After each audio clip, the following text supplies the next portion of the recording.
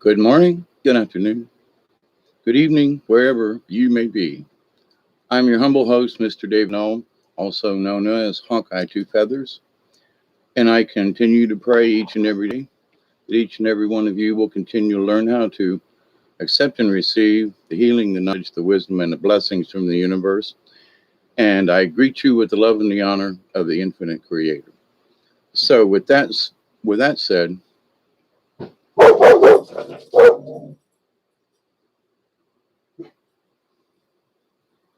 cats outside, dogs are barking. Hey Travis. Um, Good evening to you. This Monday evening, I think it is. Anyway, having been chatting with friends, I'm always chatting with friends, and they sort of let things slip, slide, or something in their conversations, and it's like, what? And in the local news and so forth, I don't get the local newspapers anymore. The local news usually doesn't tell us, um, the truth about stuff, and if they even put it in the newspapers anymore around here, or any newspaper as far as that goes. But that, there is addiction problems here in the South. And, well, I always know there's folks that, want to have, a little bit of snort of cocaine or something like that. It's like, yeah, okay. Not that it's, I've done my share of cocaine, so I can't really, tell somebody, no, you shouldn't. Although I tell people, no, you shouldn't. If you've never been on it and you haven't, you know, had the addiction, then, stay away from it if you can. Everybody has a free choice and so forth. So, this conversation for the next hour or so, you prefer meth up north? Well, see, I thought that there were preferences down here. And to my astonishment, chagrin, sadness, and so forth, apparently heroin is like a big deal down here. It's cheaper than a lot of other things. And I was thinking about it before I started this video, and I was like, why heroin? Heroin back in the day used to be like really bad, right? So forgive me, I'm late getting here tonight, but I was going to share a 20 with everybody. So and some might say, well, Hawkeye, isn't that an addiction? You got to, every time a 20 comes up, you got to smoke some. No, because there are times when I choose not to, or, whatever. But there were bouts here a couple of years ago where there was a lot of crack cocaine. A lot of folks tried crack. I even tried it, I don't know, going on 20 years ago. And it was like, nah, don't want this, don't like it. This ain't for me. With all the drugs and stuff that I've taken over the years, I'm like, this ain't for Dave, right? So, but other folks were hooked on it, and spending their last dime, and just really doing crazy shit because they had to have it. So in my own life, I know that I've swiped some things and done some things, but not to the extent that some of these folks have gone to whatever, stealing from friends and stuff. Hey, Pearl, how are you? So, but anyway, I had no idea that it was so prevalent. And a couple of years ago, going on 5 years ago now, 4 or 5 years ago, a friend of the family and I let their daughter stay here to try to help clean her out, and she was having troubles with her own living on the street and stuff. And I said, look, I know you, I know her. If she's trying to get straightened out, I will at least give her a place to live so she ain't living in a box or something, or under a bridge, And it turned out very badly after 2 months, kind of thing. So, and she didn't try to clean up. She didn't want to clean up. She wanted to blame everybody else for her issues and stuff. And, so which caused her to have whatever addictions. Hey, slightly slanted. Meth, when you are at your lowest, is who you truly are.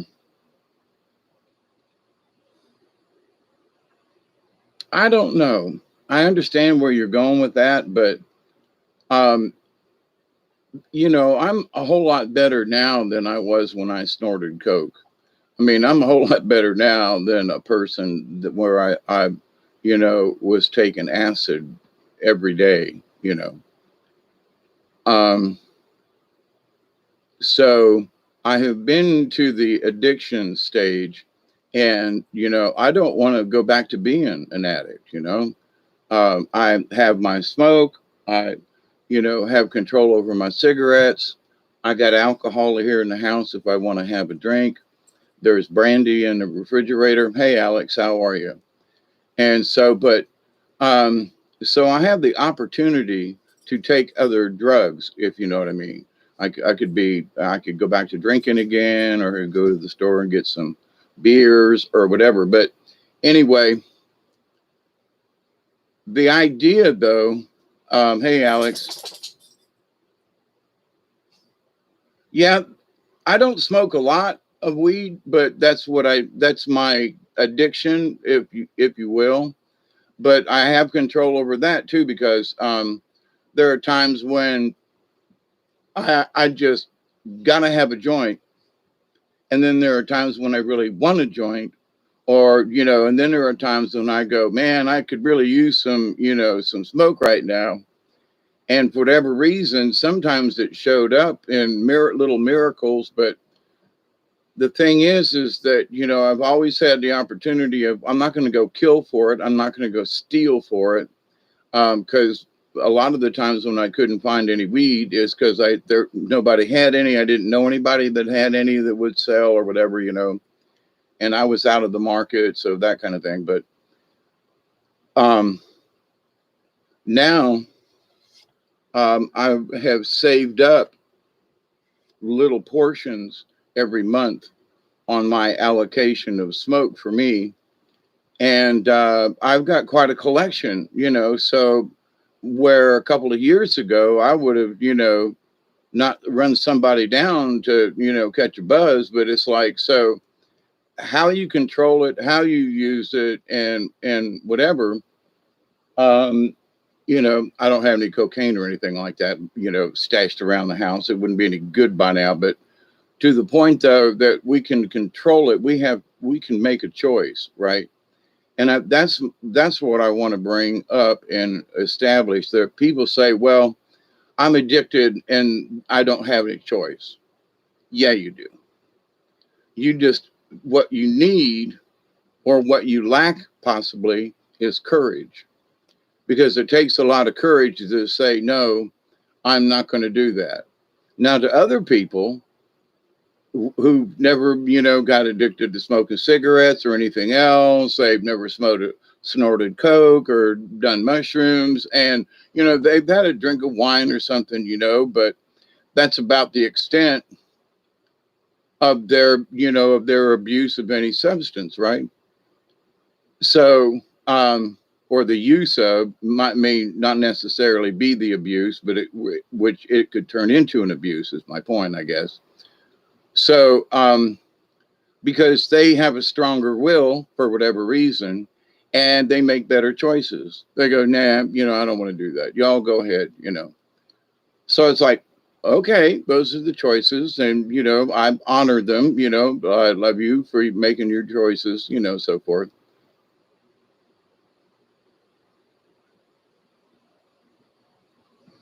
Hey, Lady Court. Yeah, I'm as well as possible. Still working on it. It was, the heat index today was really hot, and I didn't go outside because I knew it would knock me down. So again, stuff I wanted to do outside is kind of had to be. It is, we are in dog days, if you will, and going into August. So, here we are at the end of July, in the middle of summer, so uh, can't really expect anything else. It's been milder than it has been in years. So, but anyway, That's my complaint for today. But I ain't done yet. I'm sitting here doing this video and have had conversations. Me and the dog have been out a couple of times, and I did go up and get the mail. So it's not like I've been like stuck in a house, but it was offensive outside today. But anyway, moving on to the addiction thing, or going back to continuing. The idea of addiction is there's something in us that says we got to have whatever it is. Now you're in Louisiana. Yeah, you get it. Showing up with, it's that time of year, darling. You know what I mean? There I go using, my Southern slang on, there you go, darling.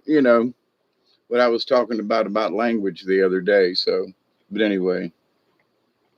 But you've been in Louisiana, you'll understand me saying, "Well, thank you, darling." So, but anyway,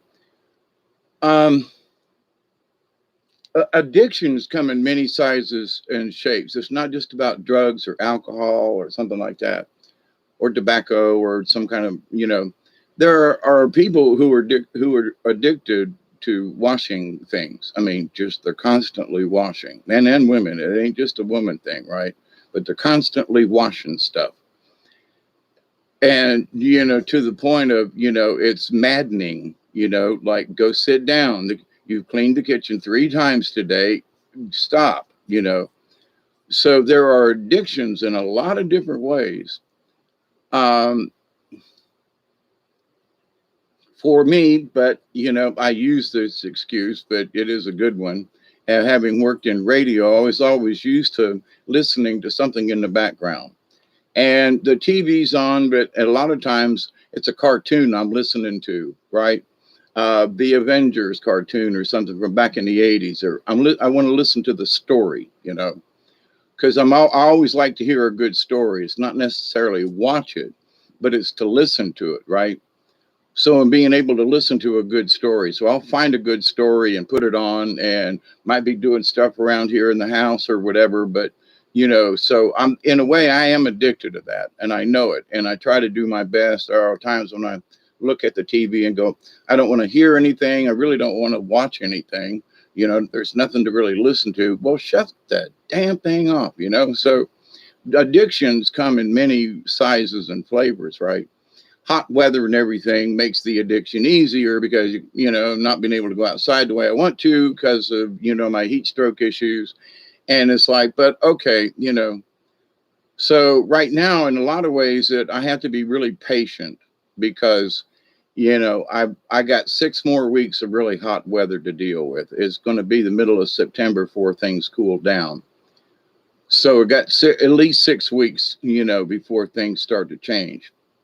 Keep our fingers crossed. We get not necessarily a cold winter or, fall, but we had a cool spring right up until May, which was very interesting. So everybody's talking about, this heat wave and everything. I would agree, but that it's not really anything new. We've had heat waves in different parts of the country. Right now, there's water in my backyard in July, which normally we're in a semi-drought condition, if not a full drought condition, because of the way the weather's been over the last several years. So this year, we're having a normal season where the river's up. Oh my God, a little O'Clockney in my backyard. I know I'm slightly off topic, but for example, the big river, which is 15 miles down, the big river was dropping until the water in my backyard hit the river. And although there's been no rain, there's been a 2-foot rise in the big O'Clockney because of all the water in the backyard.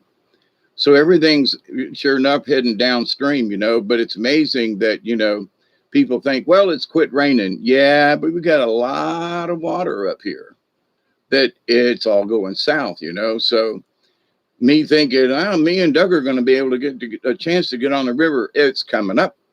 Because we had 4 inches of rain the other day in like a couple of hours. There was a lot of water came down.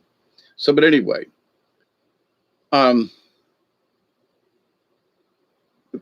Is it abnormal? Is it normal? What's normal? In my lifetime living here, there's those averages. I'm glad to see the water. I'm sorry that there are certain places that will flash flood, and I'm sorry that sometimes we get 4 inches. Hey, Michelle, but Travis said,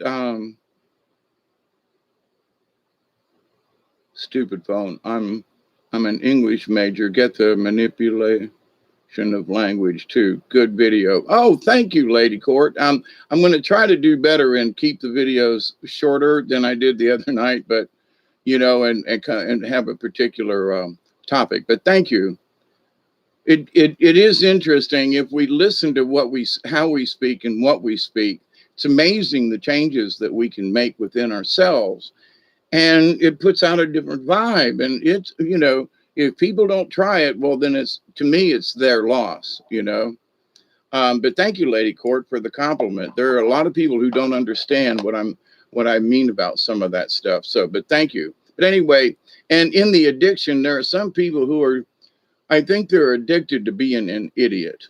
And with all due respect and with honor and love to those idiots that I know, and I think it's stubbornness, Well, I've lived my life like this, and I go, okay, but so old dogs learn new tricks.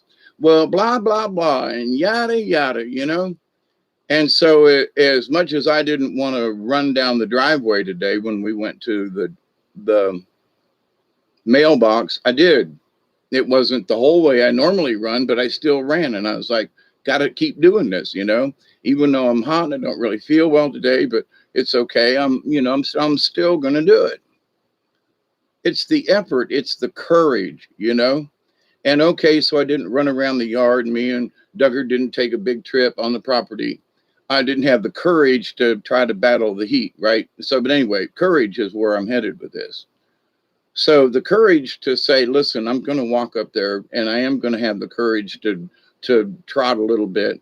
I am going to have the courage to not smoke as many cigarettes as I let a lot of them burn yesterday. But I'm going to be different today. I'm going to, I smoked too many cigarettes yesterday, blah, blah, blah, blah, blah. And okay, here I am now.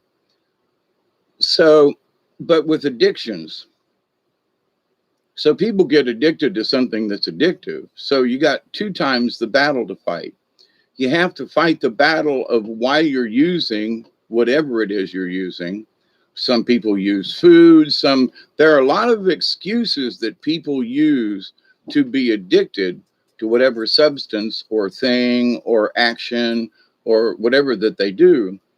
I knew a lady. She was very strange, not a bad person, but she was addicted to watching serial murders and things and stuff. And down in Donaldsonville, Georgia, many years back, there was some convicts that escaped and killed a family and stuff. But anyway, so like she wanted to go to the place and she wanted to be there where it happened, and she wanted to go to the graves, and it was like, in a way, it was kind of creepy. And she loved, watching Satellite, and she'd always go to the murder things and the gruesome bits and stuff. And it's just like, she was a good person. I don't think she ever really wanted to do, but it fascinated her. And it was just like, not my cup of tea, okay, I know about this and all right, but as far as really getting into it and whatnot, see that's where the addiction kind of jumps in, right?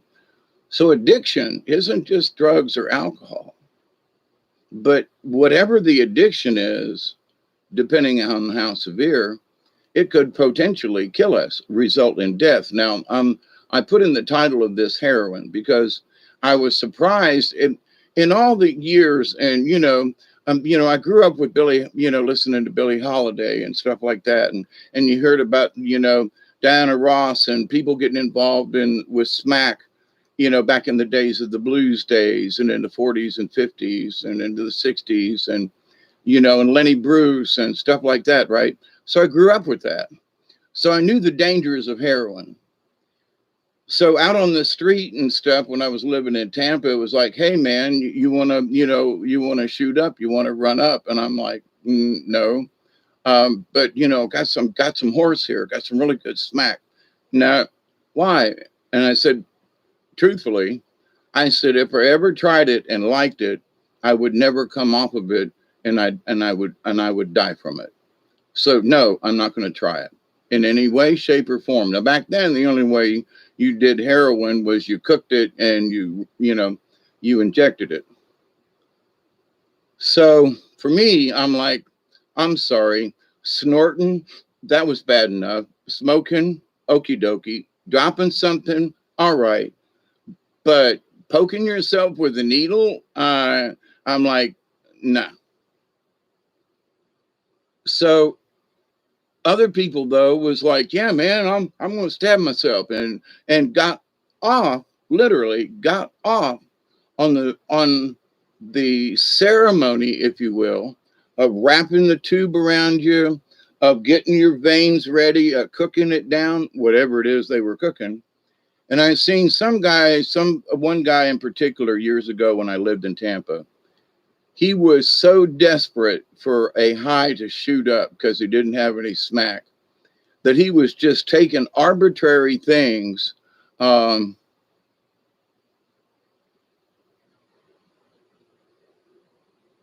a box of mac and cheese, spaghetti sauce. Um, but anyway, there's a lag. Um, so anyway, in that though, he was just arbitrarily taking things out of the medicine cabinet and crushing them together and cooking it up. I was like, "What are you doing?" And he goes, "Man, I got to get me a hit. I got to have me a."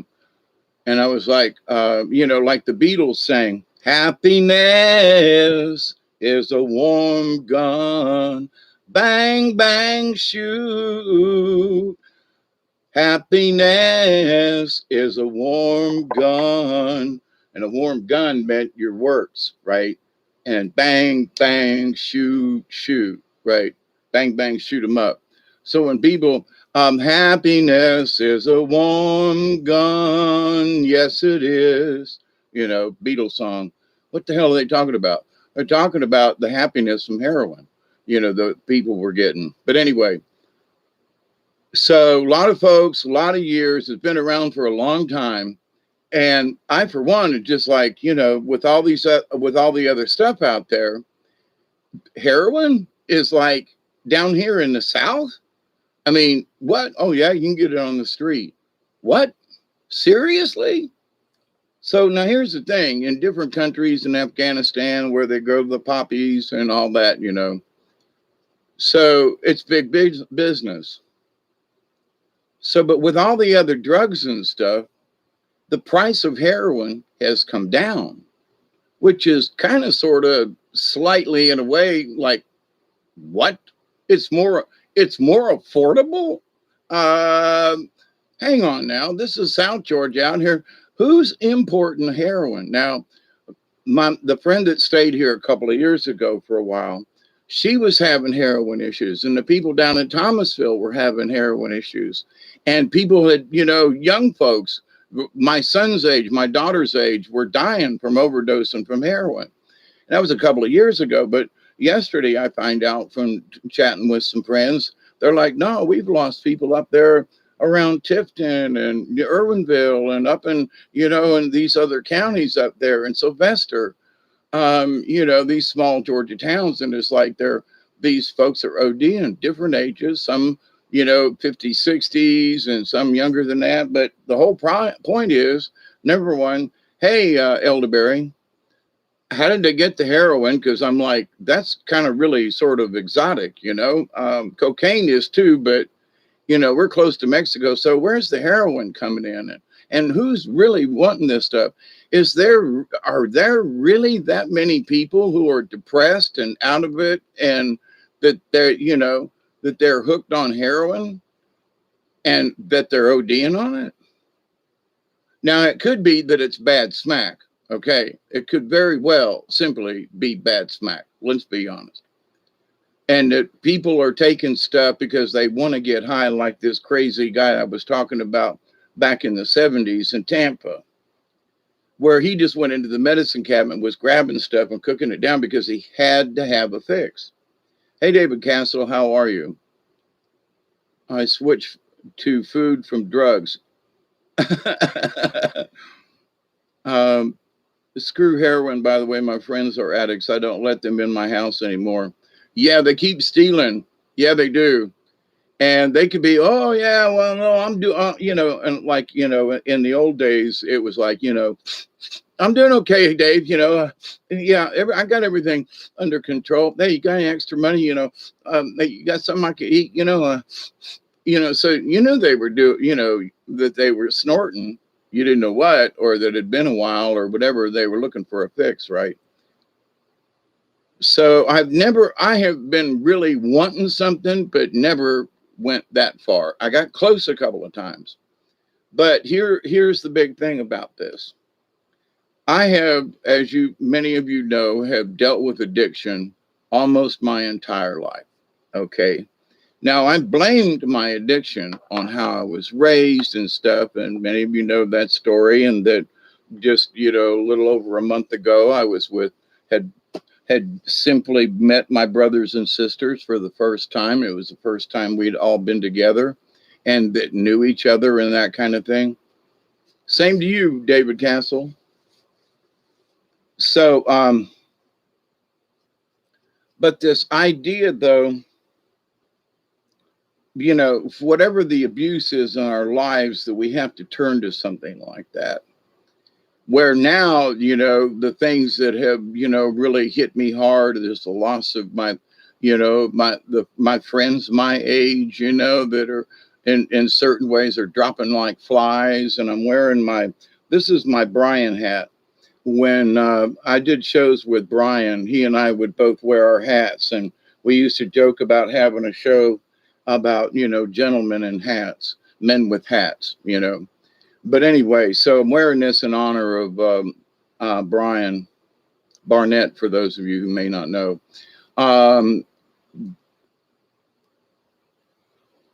Because I maybe it's because Brian and I had talked about addictions, and that he had and having taken acid and different things. And I'm not going to say anything about that, talk about Brian, but we talked about our addictions in our previous lives, if you will, in this life. But I mean, that we decided to do something different, clean up our act, So that in that respect, I think that he and I had a very close connection. I can't prove it that somebody else had a better connection. That's not why I say that. I say that because we understood something on a level that if you've never been an addict, then you can't understand what some of us are talking about. Not that there's no offense to you, but if you never had to be in a cardboard box, if you've ever been that low, or that the fix or whatever, that your situation, then I mean no offense to anyone. I honestly mean that. But if you've never been in those shoes, you can imagine it, but you can't understand it. And I say that because when they gave me grand mal seizures, I never knew what it was like to completely lose control of, and not be able to stop yourself from doing something, wiggling and writhing on the floor, and not being able to of all the years of having sort of like, it was a narcolepsy type of events that I was having, that did I ever have a grand mal seizure.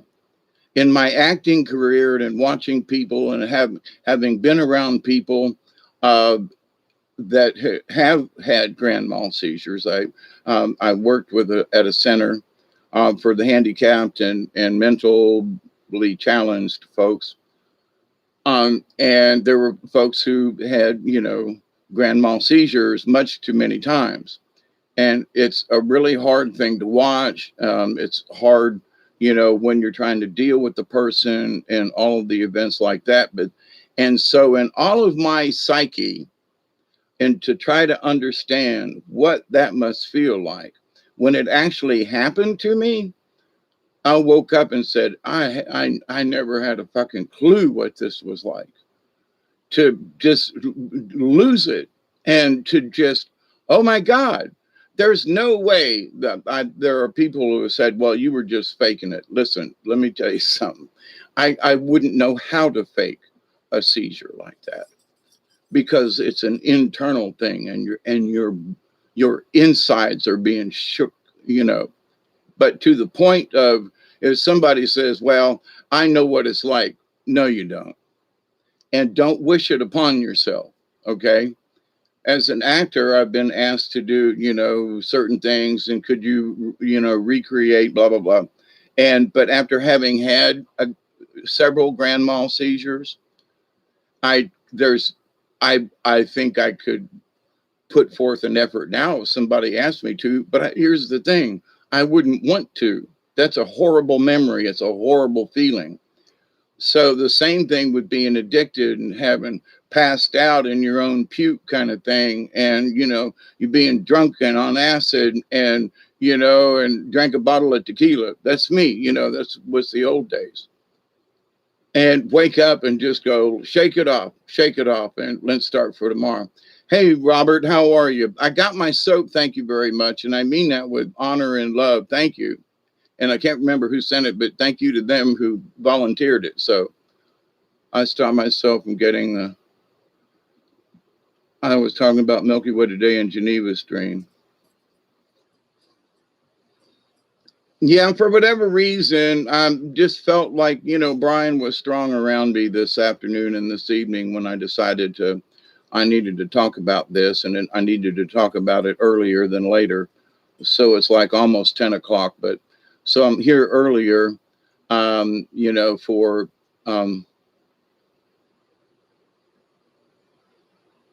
I'm glad we're sober. Well, to that point though, I really miss having a glass of wine. I really miss my homemade wine. I really miss having a beer, but I do not miss in any way, shape, or form getting drunk. Okay. But I really do miss just having a beer, and I can't have any alcohol. Now, since I'm not on any medications, I might be able to have good night, Robert. Sleep well. And thank you for all that you do, Robert. Keep up the good work, brother, and be safe. But in this understanding of addictions, though, we have to, understand and look inside ourselves and say, okay, I mean, I almost said kind of sort of who. Someone that I know is like addicted to porn. I mean, it's like porn all the time. And, if it weren't for the internet, I mean, they used to wear out tapes but to the point about this though, addictions come in many forms, and whatever it stimulates in our brain, whatever it does to us that makes us want more of it. You understand? So food, porn, drugs, alcohol, pick one. And there are others out there, but here's the thing. We have the choice to change. Now, if you're on heroin, first you have to decide that you want to get off of heroin. And the heroin was now I was addicted to barbiturates, and I went through a long time on barbiturates, and I've been there. I've come off of them. It is horrible, horrible, horrible coming off of something like that after years of, now I was prescribed it, but I still had to come off of it. And hey, Richard, how are you? So it was horrible for weeks, for months it took me to finally like quit stammering and get my brain back. And I still have some of those issues. And it's probably related to all the abuse that I've done to my brain, right? But to the point, though, that I knew I had to go through the withdrawals. It was the only way. If I was going to die during the middle of the withdrawals, then so be it. But and in a lot of ways, I did die, because that is an old part of me that is sort of like a snake shedding its skin, right? It was a part of me, but now it's dead. But I'm still here, right? So I emerged from it on the other side. So I say with honesty, not everybody makes it. And that it may be that now my physical condition wasn't so bad in that my health had ran down. But there are people who their addictions and their how much money they have and all that kind of stuff, their situation, that their body functions and so forth are such that it's not so much the withdrawals that gets them, it's that the withdrawals combined with their physical condition. So I was lucky in that I was still healthy. But anyway, so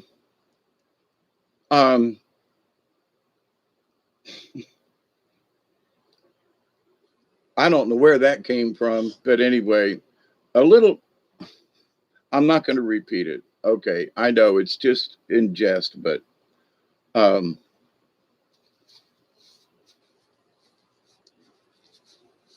so David Castle, this is one of my sarcastic remarks. Well, a little bit of porn never hurt anybody, but anyway, that wasn't necessary, but it was rolling around, and I'm just, for whatever reason, but just like a glass of wine doesn't hurt anybody, but anyway, okay, I said it, there are jokesters everywhere. But anyway, in this addiction of things, though, we first have to recognize, oh, holy crap, I got a problem. So then we look at our options. But if the person who's addicted does, well, leave me alone. Yeah, but you're addicted. Leave me alone. It's my business. It's my life. I can do what I want. I'm not a child. You can't tell me what to do, right? I know what I'm doing. I've said all these things. So then you stop but at some point, and everybody has to go through that low spot, whatever it is. Now, some people's low spots are a hell of a lot lower than others, right? I mean, just saying. And I hope that any of you or none of, I know that some of you have probably experienced some really low lows, and you've kind of sort of said so. But in any way, but with that understanding, it's like, so you may not know what my experience was like, but you know what your lowest moment was. And God forbid, that those of you here with us tonight and may watch this in the future, may you not have low moments, may you find peace and help and whatever before you get to those low moments. Look in your past and say, hey, I've had some pretty low times.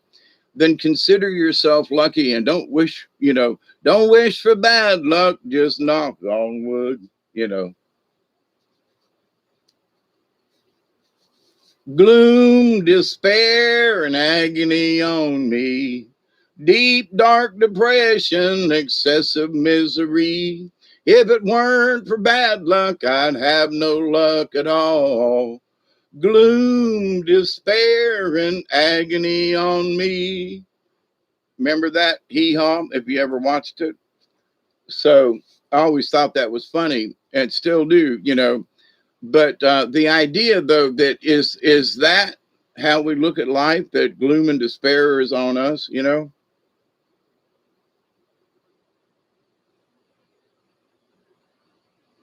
Oh, okay. See you then. All right. And I'm just sort of catching up with reading. But so anyway, in this idea of addiction, I could beat that horse to death, if you will. You know what I mean? By, well, you shouldn't do this and you shouldn't do that. But let's talk about why we get addicted to something. You know, let's talk about that. Our emotions are sometimes there are people who have to wash their hands a lot there. And now with this scare and everything and all this stuff, now Fauci's telling everybody we gotta wear masks again. And if we go indoors, oh, come on, even if you've been vaccinated, you must wear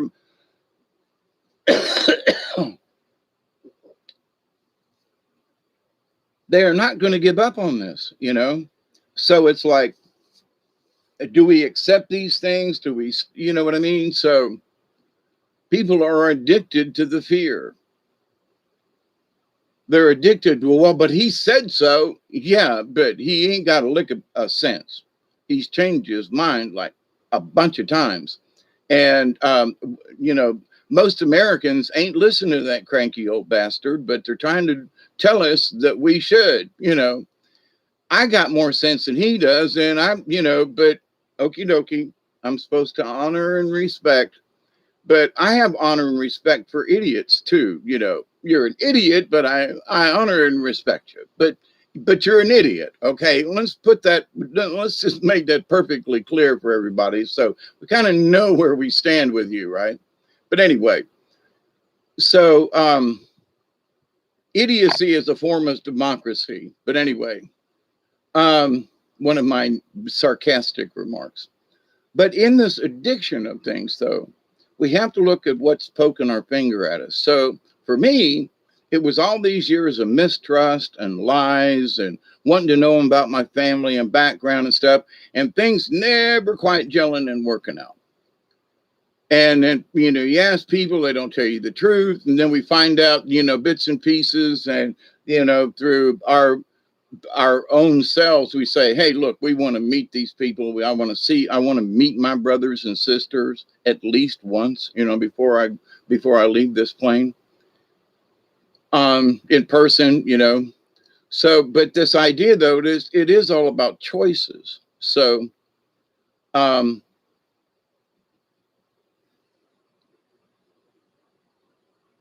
there's also an addiction to get this, and I'm going to try to figure out an easy way to say this. Well, what if they don't want me? It's sort of that you all the time play the victim card.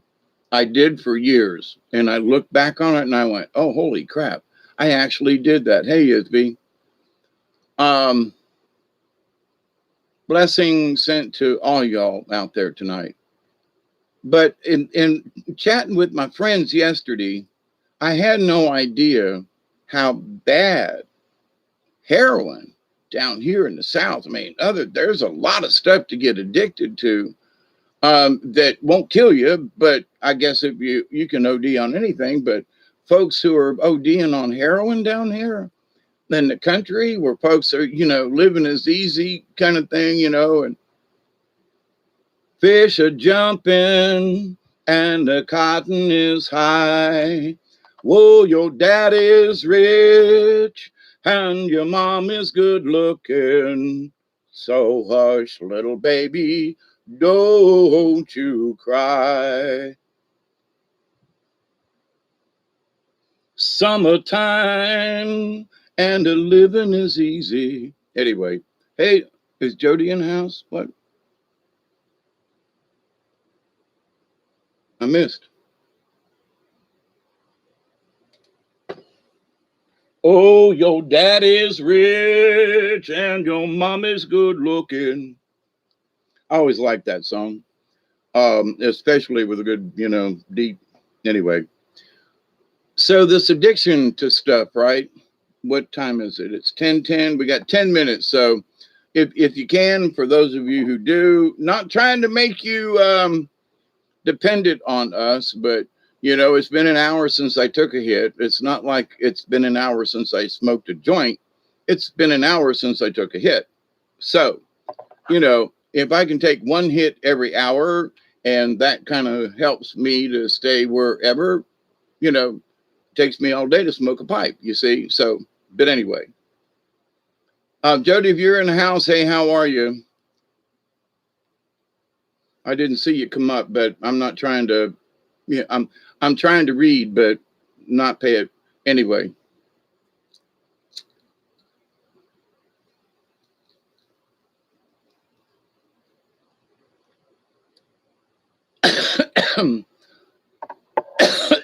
Red eye. Whoop! I'm starting early. Okay, so sue me. But this idea, though, that people say, "Well, I didn't have a choice." Well, I got involved with these people. Why? Well, you wanted to become part of the crowd. They were all having fun, and those are all like kind of sort of valid reasons. But at the same time, you still had choices. I know that I had choices on how drunk, um, in many of the decisions I've made. But sometimes I was so high or drunk or whatever that the decisions I made at the time were, severely under the influence of something, right? So our addiction will help us to make horrible decisions. But here's the thing, we still have the choices. So one of the choices with an addiction, especially one that is, you really got a monkey on your back. And I've been there a couple of times, and getting that monkey off your back is tough. Okay. I've been there. All right. So I having been an alcoholic, I get that. So for me, it was the courage.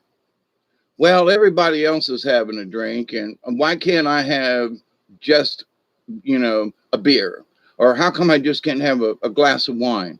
And that, I mean, I would settle on that. I'm going to have this little glass of beer or wine, but it would make me sick. I'd throw up, and I was like, and the spirits kept saying, no, if you want to be Hawkeye, you can't keep doing this. No.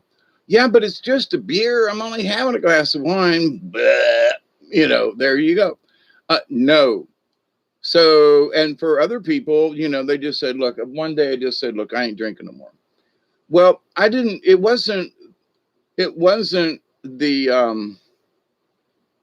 wine or the beer in itself. It was the alcohol that was in it, right? And the preservatives and other stuff. But anyway, and that, having a glass of wine, they had to prove to me, you got to stop this. This is not for you, Dave. If you want to be Hawkeye, you have got to stop this. And I kept coming up with my own excuses. Well, let me try a glass. Ding, out like a light. Well, let me try it. Ding, out like a light. Didn't matter how much out. Let me have a sip. Ding, out like a light. And so I was like, well, one day I woke up on somebody's table and they were playing cards. And my head was on the table like this, and I had passed out. I had a fruit glass full of beer. That's all. A fruit glass full of beer. And it wasn't actually all gone. And it knocked me out, and I had plopped myself side of my face like this on the table, and they were playing cards. And I woke up to this thump, thump, thump, and they were like doing Trump kind of thing, knocking on the wood anyway. So addictions, they're difficult. And sometimes for me, it was about the flavor. I just want to have I just want to taste the beer, the thing that me and my pops had was we'd try different beers. Anytime we got together, have you ever tried this beer? No. You want to have one? Okay, I'm buying. All right. And we'd just have a beer. We'd buy a 6-pack of beer, and like it or not, but, or if we were out to dinner or something, hey, waiter, we'd like to try that beer right there. So, but my tolerance had gotten so bad, and the spirits were screaming at me, stop it. And guess what it took? Courage. I mean, it just, my head hurt so bad. I mean, they beat me to death spiritually and physically in my head, what any alcohol would do to me. And it was like, but see, I was taking different medicines and stuff. Now, I'm just saying, I have had some alcohol since then. I've had a snifter of gin, It has not given me a headache, but I've had, there is brandy in the refrigerator, blackberry brandy. And if I want a glass, I got a large shot glass and I'll take one. And sometimes I literally just want to smell it and sip it, just because there's the taste of it. But anyway, so, but drunk, nah, I don't want to get drunk. So I've had 2 glasses of blackberry brandy and not had a headache or gotten, I've had several snifters of Boodles gin, Boodles. Yeah, it's expensive, but it's good. But to the point though, I have not opened my Jack Daniels yet though. But anyway, coming up on 20 and 4. So addictions. So how do we deal with them? First, we have to look at ourselves, because it's not somebody else that's making us do it, right? We have to understand that. So any addiction, regardless of what it is, we have to realize there's a problem. We have to understand, oh my God, I have reached this period. Now we have to have the courage to be able to say to ourselves, let's change this. How? Don't know. Might not have any idea. But the first thing is the decision, and any good therapist or whatever, they will tell you, but it is the truth. If you want to fix this, if you want out of the situation, then you must decide that you want out. You must decide, yep, I want out of this. Yep, I want this to stop. Yes, I'm going to make my own personal commitment that I want to change. And that's where it starts. Now, if you're on heroin, you're going to have to deal with the severe addiction of the heroin itself. So you got a double whammy. So there are folks out there. Now I'm sending extra prayers out to folks out in the world. And that, number one, how in the hell are you getting the heroin? Number two, do you really need it? I mean, isn't there enough stuff that you out here already that's not as likely to kill you, that might help you with whatever you feel, you need in life to fulfill whatever it is you feel is missing? Let's talk about that. Oh God, you're going to talk about feelings. Yeah. Or do you just want to keep being addicted? Now, there are some people, I think, in this world that have made a decision to cop out early. Whatever it is that this world is bringing, they don't want any part of it. I mean, they don't want to fight through it. They don't want to go through they don't want to find the courage. They simply give in to the addiction. And I've seen people and good friends of mine, and I look at them and go, come on now, you're better than that. Come on, wouldn't you say that to me? No, I wouldn't say that to you, Mr. Dave, because, you're your old man, and you're going to do what you're going to do. And you used to be a party hound back in the day. And I go, yeah, but I'm like, we're older now. Shouldn't we have learned something? It's been 20 years since I've, been in that kind of whatever. At least, it's actually been longer, but I'm just saying it's been 20 years at least. So, no, I don't see the purpose. I see lots of reasons to be happy and have a good time, and let's all smoke one or, have a drink and toast. But this idea that we have, we've all got to shoot up, drug up, and get, don't see it.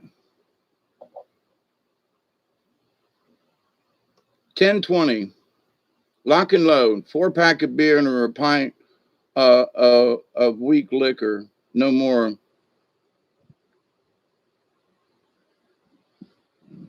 It is called self-control, but self-control, there are those people that it ain't about self-control. They just say, screw it, I'm buying some beer. I'm going to get a bottle of wine. I'm going to have it, whatever, and it isn't, they have overridden the self-control. I've done it. you know, and I know, I bet you that some of you have too. But that is part of self control. But we hit the manual override. You know what I mean?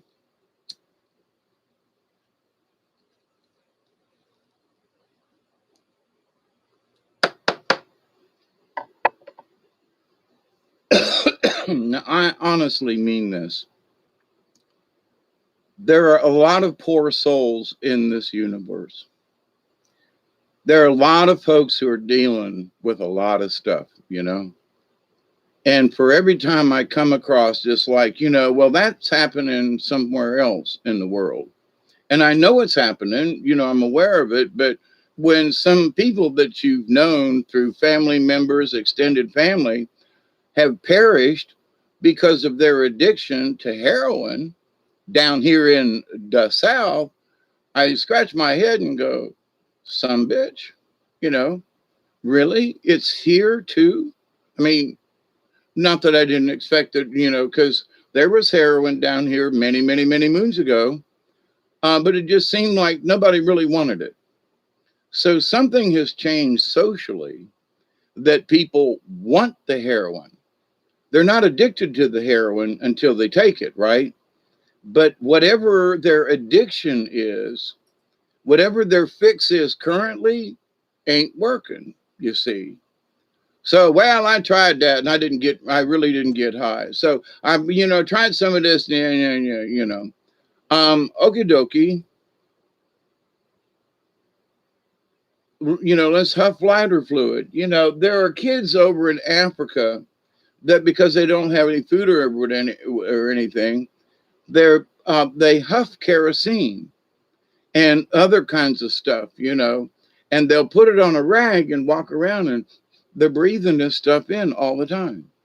And, it's like really big business in Somalia and some of these places where, folks are so poor and everything that you see. And these kids, street urchins, whatever you want to call them, they're like zombies. So, and they get a little bit of gasoline. A gallon of gasoline could make somebody $100 because they sell it in little tiny bits, right? And they all come up and they want it and they share it with their friends, and little vials of gasoline, kerosene, right? And these are, or some kind of chemical that they can huff. Glues for the merchants that make shoes. The kids will buy the glue, Well, back in the day, we snorted glue back in the old days.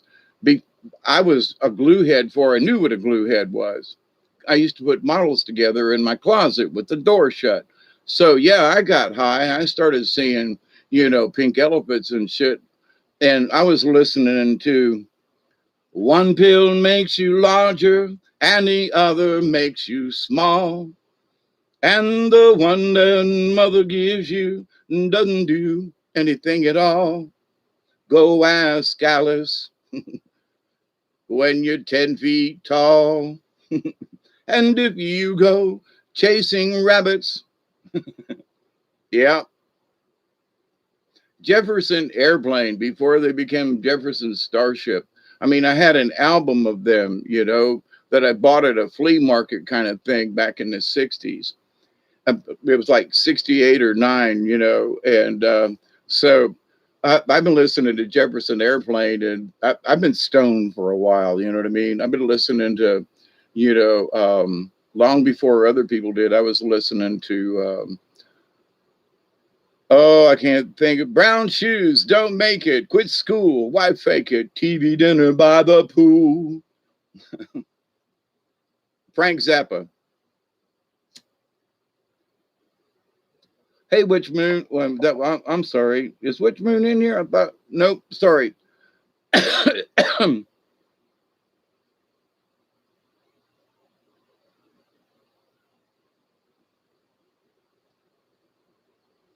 Well, here's the thing.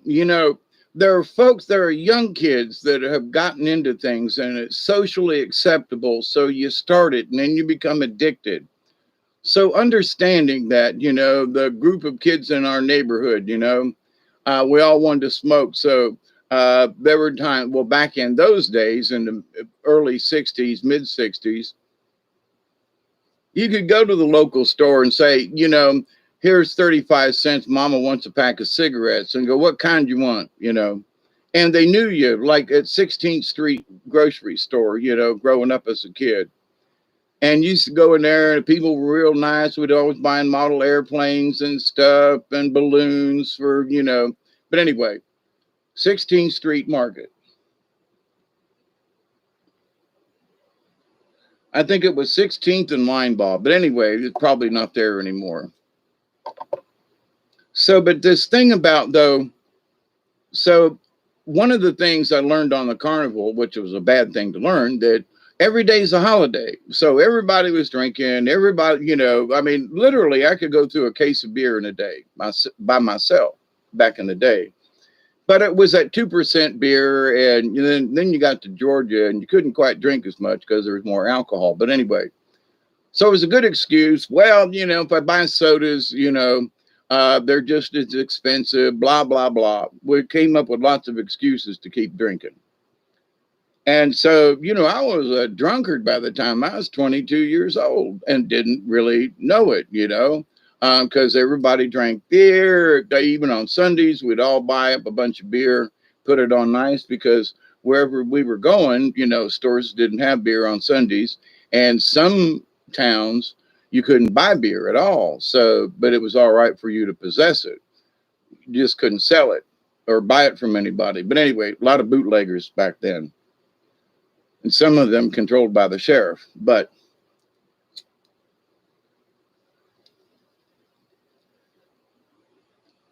And I don't mean still runners. I don't mean they was running a still. What I'm saying is they would buy beer and then sell it to folks on Sundays. In a way, I was sort of like that back in the day when I made my own wine. And there were folks who knew that I had, 4 5-gallon jugs. I was making wine all the time. And at some stage, one of those 5-gallon jugs would be good to drink. And I've had some people come out here on a Sunday and crash my wine when it wasn't quite ready yet and ruin it. But they'd drink it anyway because they were so, alcoholic about it. And I'd go, come on, guys, I'll share a bottle. But, they would literally each drink a fifth of wine themselves, which will takes a 5-gallon jug down a ways. But anyway, it exposes the rest of the wine to oxygen, and then it'll start to turn sour like right away, because it's a closed system until you bottle it. But anyway, they didn't understand it. They were all alcoholics. So the extremes that people go through on all different levels for whatever their level of intoxication is, for whatever their poison is, right? Back in the day, 319 from Thomasville to Tallahassee was 2 lanes. And right at the line was a liquor store on the Florida side. And you'd go down, everybody's excuse was because at the time, Georgia didn't have a lottery, but Florida did. So we'd all go down, to the Florida line on Sundays to get our lottery tickets, right? For the drawings and everything. And, of course, pick up your liquor. And there were people that you met coming and going out of Thomasville, and that people would like wear a hat, and you'd know their car, like a preacher at some whatever, and he's coming out of the parking lot from being inside the liquor store on Sunday after church, kind of thing. I mean, it's like, yeah, you knew who had secrets simply by traveling up and down the highway. You knew different people were closet alcoholics or drunks, because you wouldn't be going to Tallahassee on a Sunday unless you needed to drink. You know what I mean? It wasn't something you would have went on Saturday. You know what I mean? But anyway, you must have run out from partying because you want some more. So the choice is don't go to Tallahassee. The choice is don't go, don't take your love to town, girl. Don't take your love to town.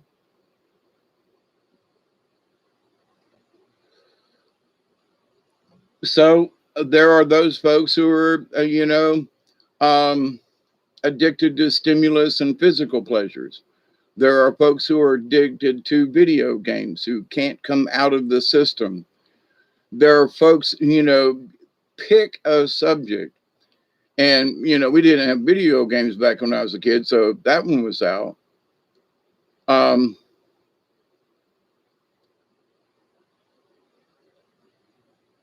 it seems like when I was growing up, the influences were different. There just wasn't as many, and they weren't, right in your face. And there are some of these young folks I'm very proud of. They don't carry a cell phone with them all the time. It's not like some of the commercials, like the kids walking around, they got one, but they ain't using it all the time. And I'm proud of that. You know, they'd rather be outside doing some lacrosse, like my niece, who's got a scholarship playing lacrosse. Proud of her about that. Kinsey. Good work out there, Kinsey. Keep up the good work. But at the same time, then there are other folks who just, well, I don't see the value in that. Well, the value is you stay healthy, and the value is you're interacting with other people. The value is you're continuing to develop your eye-hand coordination. I was surprised at my age at how many times I caught that ball with the lacrosse stick, and how close I came. Quite a few times. It was dark and hard to see. So, but the idea that at one time I probably would have been fair to middling, like I was fair to middling playing tennis. So I never would have been a star, but I could have kept up. I'd have made your game worthwhile, So it is the playing of it. It's not necessarily winning. It's the playing of the game. It's the sport of it, right? Which a lot of people don't get. A lot of folks, it's all about the win. But to me, it wasn't, because I didn't win all the time. So it had to be about something else. And the something else was because I really liked doing it, I liked playing the sport. I like going out and playing frisbee. I like going out. I'm not really a baseball fan, but if somebody needs an extra player playing softball, I'll join in, I don't care if I'm playing center field or whatever. Don't even care if I got a glove, I'll make do. But to the point, though, used to play lots of rounds of golf back in the day. I got a field that I should be able to chip balls with. And for whatever reason, I haven't seen that as something that I really want to do lately in life, which, would be exercise for me, and to get out in the field and something to do. So I needed to reconsider my, non-golfing. Got a set of golf clubs, got balls, the whole 9 yards. So, but I don't do it anymore. But I got a field in a place where I could, used to look forward to getting, where's my golf club and where's my balls at? Let me go chip a couple, Why? It wasn't about the competition. It was my self-competition to see if I could chip it over to whatever spot I picked in my head, in the field. But it's the action, it's the interaction, it's the you're doing, it's you keeping your eye-hand coordination. It keeps the muscles going. All of these things. So, for me, in having given up on certain things, it's like, why did I give that up? I'm not sure. I could do that again, because I still have a field, and I still have, you know what I mean? Hey, Mossy man, how you doing? So, and blessings to you, my brother. But to the point of this, but what's the point of any of it? Well, but there are a lot of other distractions that I would rather you be addicted to golf than to be addicted to heroin. You know what I mean? If I was like in society, oh, I thought you said drooling well. That's my eyesight. I don't have my glasses on. I thought you said drooling well. You spell it right. I'm just, okay. But so it's the choices we make. Well, I'm going to buy some smack and shoot up, or, well, I think I'm going to go play golf, or, depending on the day or the whatever, in some places, there are all night places you can play golf. So, or maybe it's just that you choose something else. So I say the choice is always on us. It was always on me. But do we want to make that choice? And sometimes the addiction will look at you and talk to you and go, nah, We're not going to do this. We're going to go ahead and be addicted. So as human beings, we have to have the courage to say no, right? And to some folks, they go, I don't see how you all get addicted to stuff. Well, I do think in a lot of ways it's hereditary because a lot of my family members have been addicted to something in their lifetime. Maybe not for long, but to the point though that, um, the propensity to want to be addicted was more than not. Okay. Except my brother Michael, he seemed to have gotten out of that, but he still has his own addictions, but they're good. To me, they're good. They're good ones, versus being self-destructive. Um, so I love you, Mike. I'm sorry, Dennis. Um,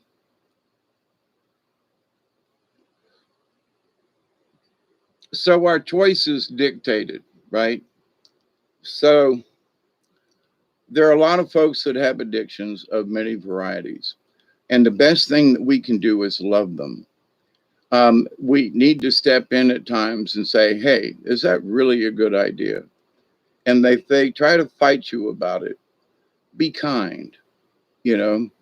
And if it means really, honestly, taking their keys so they don't get killed, because the guy that lost his leg that night, we were coming home from Moultrie, and that I've talked about before, he didn't want to lose his leg that night, and he almost lost his life.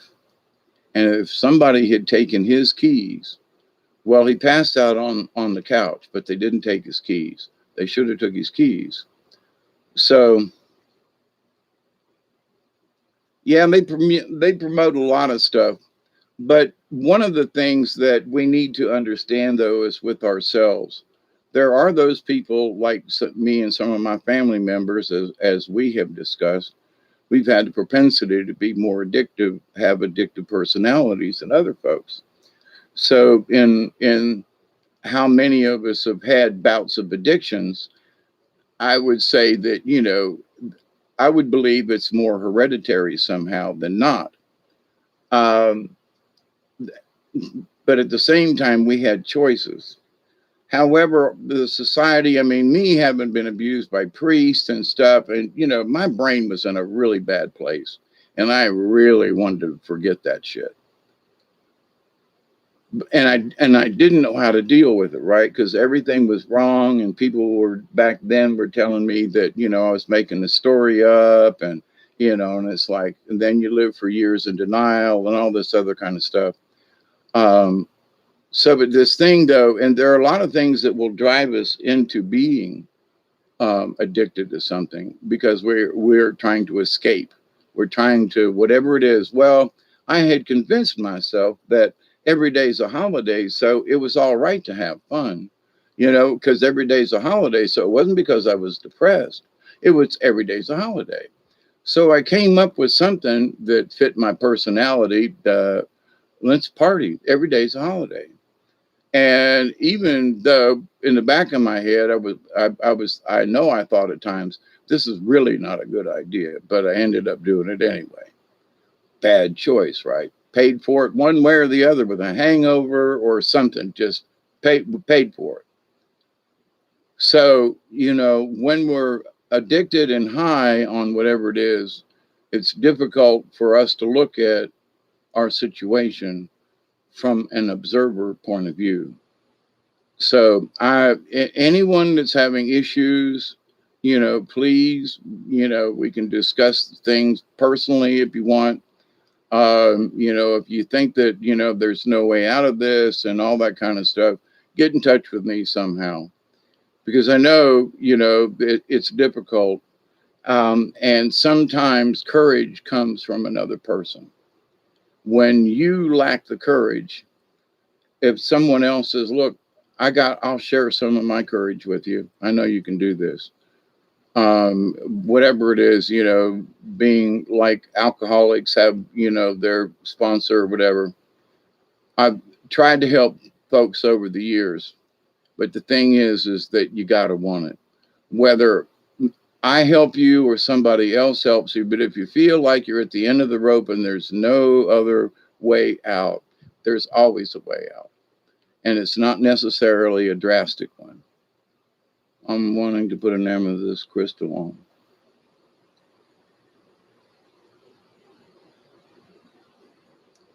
So, but anyway, in this understanding of things in the universe, there are people who genuinely need our help.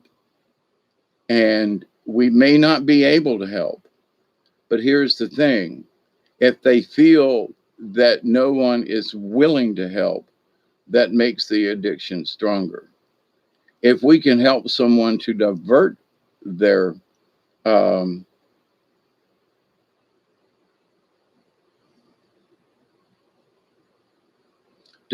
attention from their addiction, give them hope, give them, encouragement, whatever it is,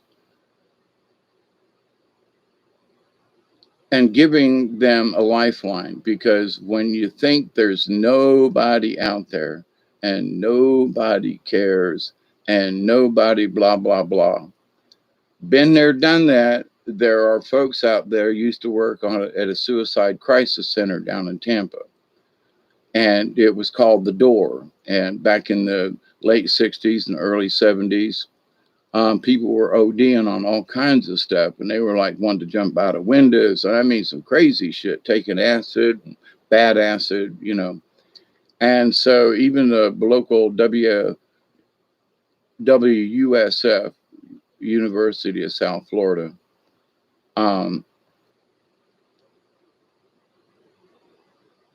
so there were people out there who really did care about your well-being, whether they knew you or not. Nobody wanted, have a good high, okay, but to die from it or to go crazy and lose your mind over it, no. Expand your mind, etc. Moody blues. But at the same time, we got to keep our shit together. Somebody's got to keep a foot on the ground, to keep them folks from floating too high, and going to other realms without any help, and then doing really stupid things. Or the drugs are bad, and people are dying from that. So my question about the heroin, people dying from heroin, is it bad smack? Could be. Are people taking something else and how they're doing it? Could be. But here's the thing.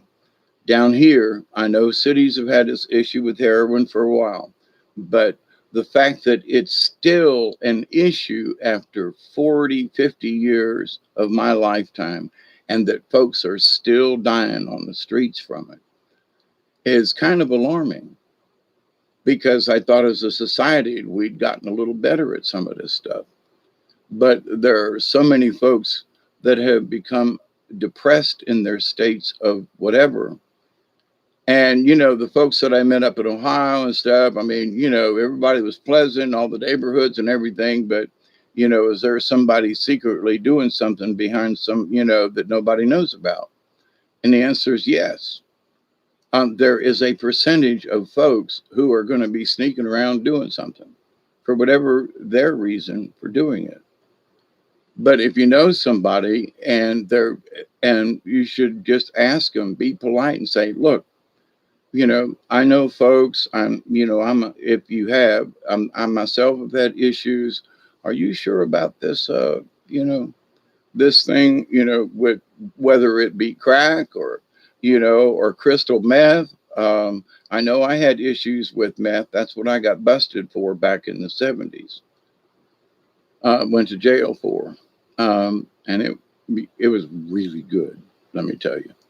But that was one of those monkeys. Had I not been in jail, it was hard in jail to break that monkey. But had I been on the outside, it would have been even harder. And I didn't realize how bad I had a monkey till I didn't have it anymore. So when you're taken off of something and just cold turkey, you will reflect on a lot of shit. And you will have conversations with God, whether you want them or not. It just is sort of part of it, I think. But, you know, for those of us who say, listen, we really, honest to God, have been here, let me help you up before you fall down so badly that you may not be able to get up. There are people out here that, if you don't think that we love you, we could love you if you'd let us. If you allow us, you know, we can be friends, we can be, you know, compatriots. You know, do you really feel that you have no other choice in life? Are you sure about that? And people who commit suicide, that's how they feel. And so, with a drug like heroin, it's going to bring you down. It's going to put you in that, you know, depressed state. And if you're already there, you know, this is like asking the devil to come dance at your party, you know, dance with the devil in the pale moonlight. And so you have to be careful with who you choose to go dancing, you know, who your dancing partners are in that respect. So, and heroin and some of those drugs will absolutely bring you into a darkness that you just never quite understood existed. Whereas an amphetamine is going to charge you up and make you hyper, and it puts your brain in a, you might be depressed, but now your brain's going a million miles an hour. So you can still do stupid stuff, but it's, you know, it's not in a depressed state to where you go, oh, life really sucks. I think I'll hit this up one more time. And then there's your overdose. Take one more pill, take one more hit, take one more something when you really don't need it.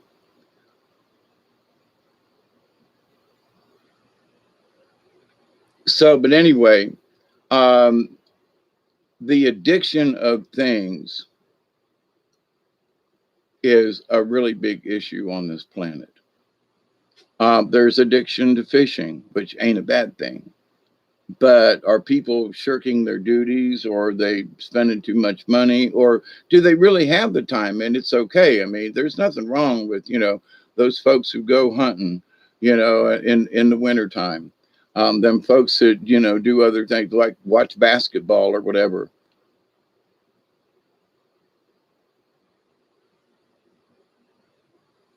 Accession, or are you talking about ascension? And what about it?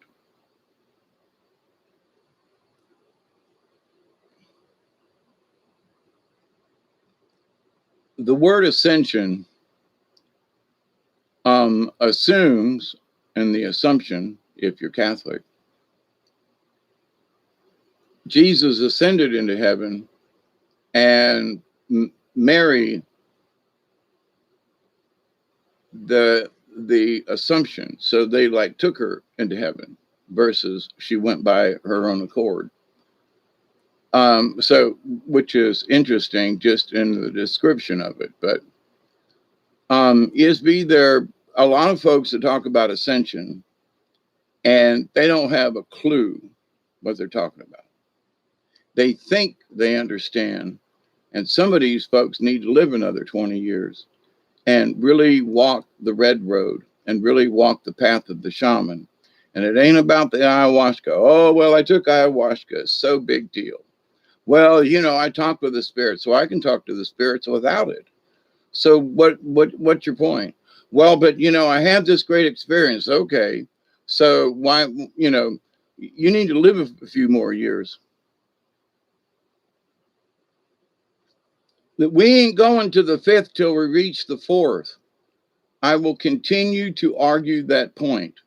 All this stuff, if you're still thinking about ascending to the fifth, stop it. Just stop it. We have to go through the fourth dimension. We do not get to skip grades. Okay. So, Isby and anybody else out there, I love you.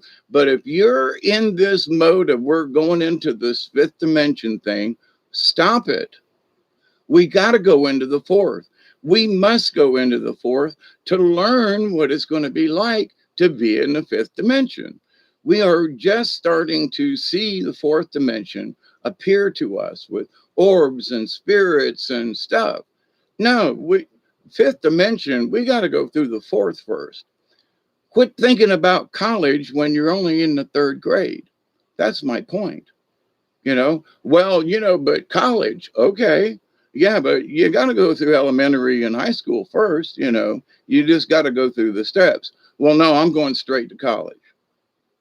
Now, there are those few who do, but, Dookie Howser. But the idea in this realm of fifth dimensional stuff, there are a lot of people who are, I'm sorry, but for years have been talking out their ass about this fifth dimension. We cannot skip the fourth, okay? We can't skip a grade, period. The fifth dimension's out there, but we need to concentrate on what we need to learn and what we're going to learn in the fourth dimension. Well, but the fourth dimension and da da da da da da. You thought the fourth dimension was time? Nah. Time goes through all the dimensions. It's just how they're perceived within that dimension. But time is eternal in both directions. So, but this thing, though, dimensionally speaking, we don't understand about time. We don't understand about it. So we don't understand the other creatures that are living in the fourth dimension attached with timelines and things. We don't have a clue. So how can we go to the fifth dimension? We can't. Okay. We need to welcome the fourth dimension.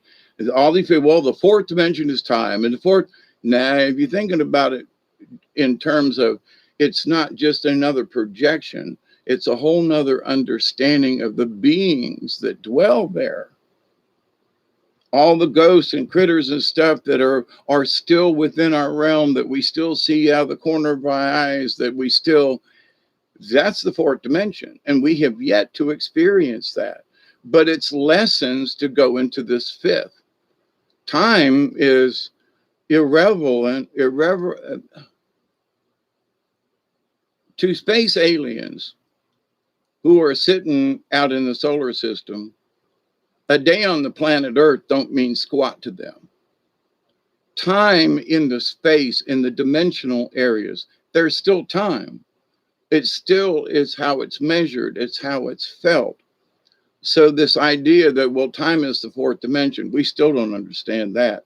It may be part of it, but time goes into all of the dimensions, because all of the dimensions experience, albeit differently from us on this planet, all dimensions experience some kind of time. It's within that dimension, and it may be out of our realm of thinking, but it's still there, whether you can understand it, comprehend it or not. But this idea, and I'm sorry, I know I go against a lot of folks, but there are so many people focused on the fourth when they really ought to be focusing on the fifth dimension, when they really need to be focusing on what the fourth dimension is. They've accepted sort of, well, fourth dimension is time, so therefore I don't need to learn about it. It's a whole lot more than that. So in my shaman's journey and other spiritual journeys and the understanding of the spirit, you get that, holy crap, fourth dimension is where all these other creatures they're sort of bleeding through, right? The veil's being lifted, right? That's the fourth dimension. But are we there yet? No. Are we working on it? Yes. Awesome. Then the fourth dimension, I think I saw a wisp the other day, maybe scientific like. Here's the thing, Isby, and to all of you, when you expand your awareness, why people are using ayahuasca and mushrooms and stuff, you can expand your awareness, like with the different things that I've talked about in other videos.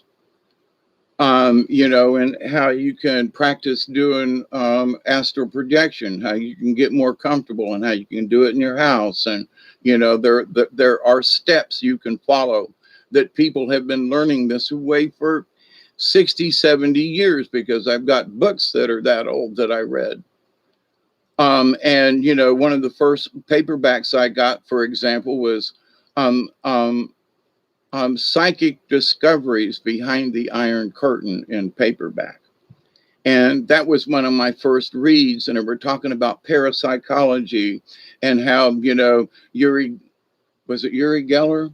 Anyway, was like bending spoons and stuff. He was on Johnny Carson anyway. So it was back in them days. So, the Russians knew what they were doing, but then we found out about Montauk and all these other things that happened in the United States. So with the expansion of your awareness, not necessarily your mind, okay, there's a difference. Expanding your awareness will expand your mind, but you first have to master the art of awareness. So where, you're just walking along and blah, blah, blah, but are you aware of things around you? Well, I'm here in nature. Yeah, okay, but that's not my question. What are you aware of? Are you aware of there's a bird over there high in the tree? Are you aware of a squirrel that's way over there? Are you aware of this piece of moss hanging off this leaf, blowing in the wind when the rest of the leaves aren't blowing? Or awareness? Well, I'm out in nature. Okay. Well, all right, I'm not, but then your awareness expands like a deer or the animals in the forest. And I was going to do a card reading tonight. I'm not going to. It's getting late, and I really haven't had supper or anything. So, but I wanted to get on here and bring this up. And this ascension thing is actually for another discussion. But quite frankly and quite succinctly, people who are stuck on this idea that, we're going into the fifth, when they cannot explain the fourth. They say, well, time is the fourth dimension. Okay, then explain to me that Earth time, 24 hours, is based on the, rotation. So how long is a day on Jupiter? How long is a day on Mars? How long is a day on Saturn? How long is a day on Venus? How long is a day? So the idea of time is relative to our position of where we are, wherever we may be. So this idea that somehow that time is that fourth dimension, nah, there's a lot more to that fourth dimension. So people just want to skip it. We cannot skip the fourth dimension.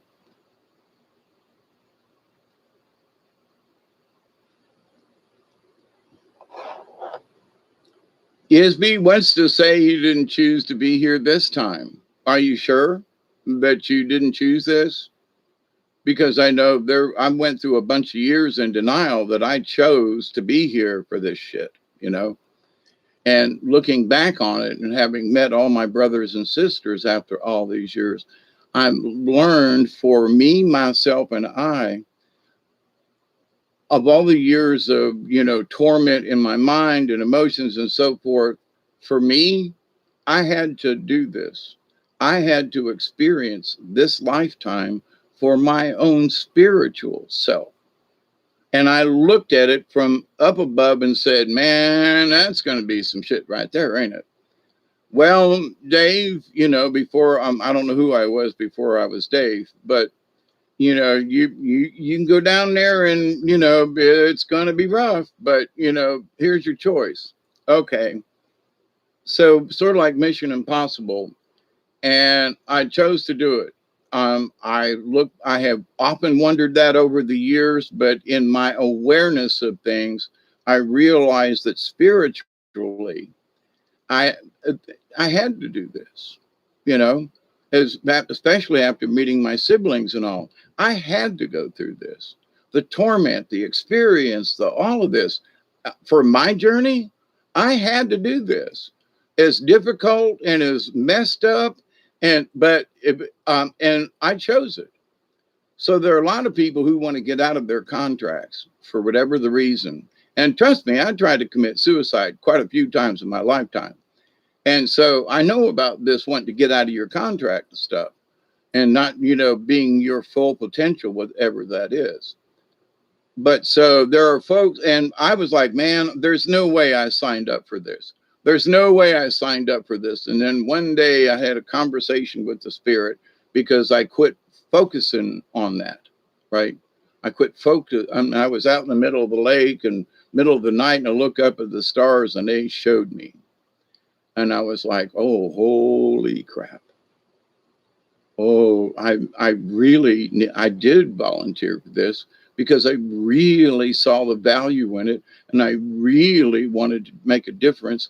And it was a challenge. I'm an adventurer by heart, right? And so I go out in the woods where nobody else is, and I've done all these things, and other people tell me I'm crazy. Maybe I am or not, but to the point though. So there are these challenges. So my spirit is an adventurer of stuff, right? So I probably in this other lifetime looked down at my soul contract and went, wow, this is going to be a challenge. Okay. It's like climbing the highest mountains, swimming the deepest oceans. I don't want to come back here unless I choose. Makes me ask, did I choose to come here this time? Can you make me a mod, brother? For what, Isby? Been there, done that. No, at the moment, I'm not making anybody else a mod. No offense to anybody. I just, not now.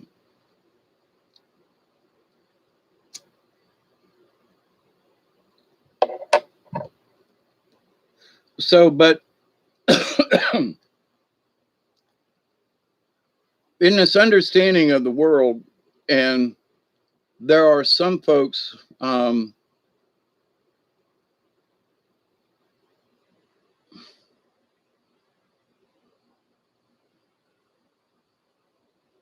they're looking for a shortcut, basically.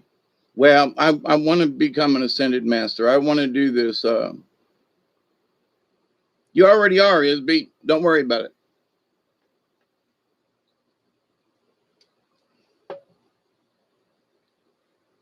But so with this understanding of things in the universe, a lot of people say, well, I've done ayahuasca and I've talked with God and everything. It's like, okay, it's not that I don't believe them or believe you or whoever it might be. It's that, but that does not make you a master. I'm sorry, it just doesn't.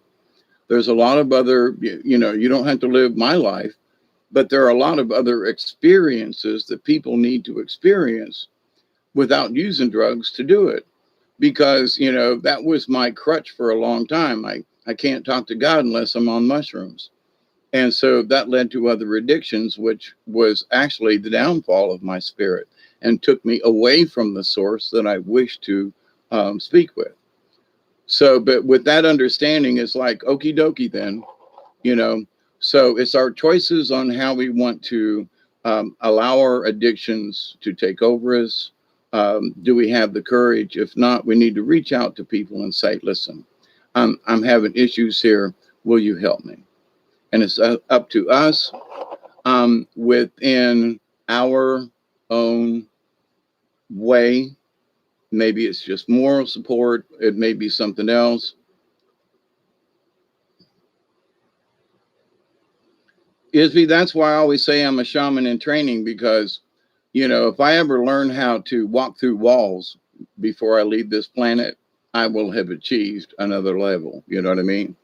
But until then, I'm a shaman in training, So, but anyway, not to keep you all, and other folks got stuff to do, and it says there's only 5 or 6 of you in the hanging out, and I'm probably have overdone this video anyway. But we do have other choices. When things are down and low, yes, we have to make up our own mind that enough is enough. So we give courage and love, especially to those who need our assistance, And we may not be able to give long-term commitments to folks who need it, but we can give moral support in prayers and other stuff. Hey, Chloe, how are you? So, but I think I beat you up enough with the subject, and that was not my intention, to beat a dead horse. It's horse is a reference to the heroin. And I was thinking about the word heroin earlier, and it was like the word heroin, I think of Joan of Arc, just as a simple, here's Joan of Arc. And, so Joan of Arc was, to me, from the stories at least, a true heroine. But was she addictive? I mean, so who gave this name heroin to a drug that takes you down and pulls you down and wants to, did they, or whoever named it, is it one of those coincidences? You were going to call it horse earlier. Yeah, that's the old timers called it horse. Yep, it's the river came up. Let me tell you, after all that rain the other day, it rose almost 3 feet in like 24 hours down on the Big Occoquan, and there's still a lot of water in my backyard that needs to go south. Chasing the Dragon, yep.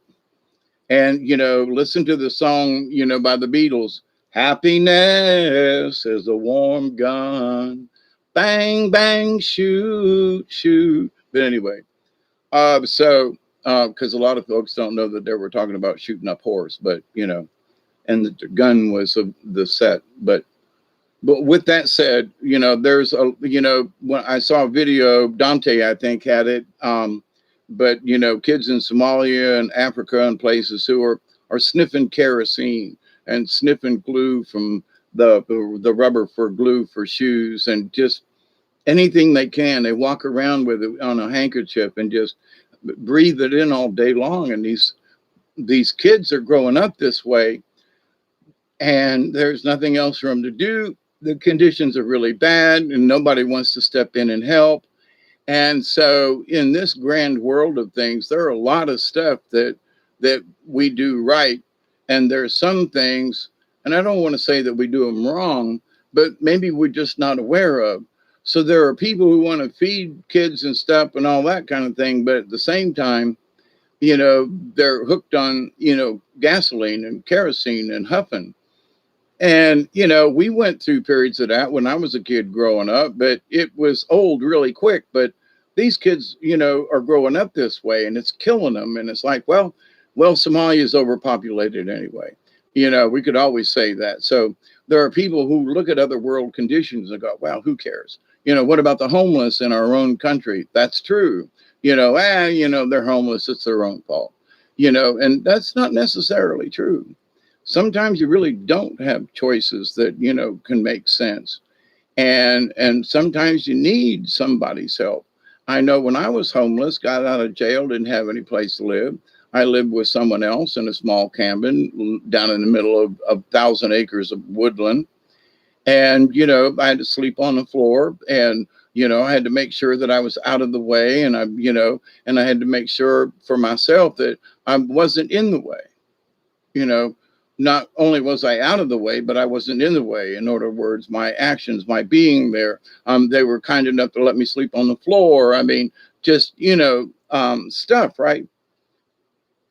So help cut firewood, do the dishes without being asked, just do things ahead of anybody asking you, because your awareness is these people are going out of their way to help you.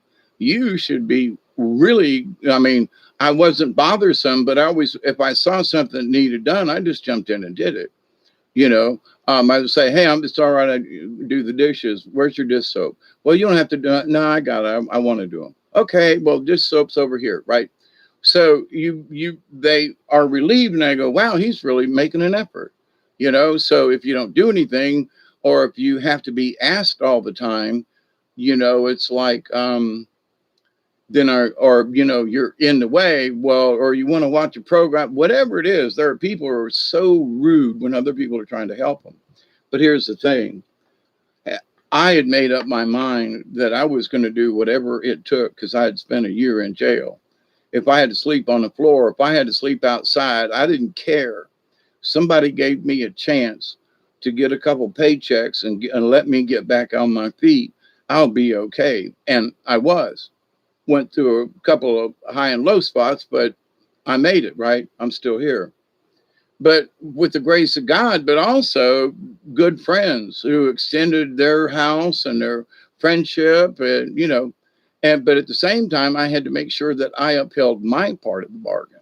Was it written down? No. It was in my heart. I need to do these things in order to make it right for what these folks are doing for me. It's 111. It sure is. It's 1111 here as well. So I'm going to hang out with you till the 20 mark, and then I really do got to go. So a lot of people are offended or don't want to help. That's right.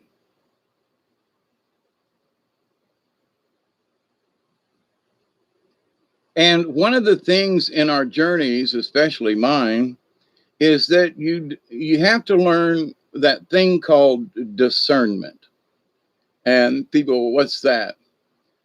You make a decision and you go, I want to help this person, but maybe $10, is helping them. I'm not going to invite this person home, although I did that, but it was like, below freezing outside. And I just couldn't see somebody being outside as I have been before and freeze to death. It's just not polite. So I invited someone here to my home, and it really turned out badly, but I feel good in the fact that they didn't freeze to death, and the spirits took me to this place, right? Or to this person. And so it was one of those angel interruptions. So something might have happened to this person that night, and I gave them kindness and warmth and a place to sleep for a couple of days. Now, it was their choice to disregard it and do otherwise, but that's how things are. So, I am missing one. That's interesting. Must have fell. I just realized I'm missing a lighter, not that it makes. Take care in 20 minutes. Yeah, we got 12 minutes before the 20, or 7 minutes. Sorry. Anyway, I'm going to start early, but I got some stuff to do. I really haven't had any supper tonight, and Duggar needs another walk outside.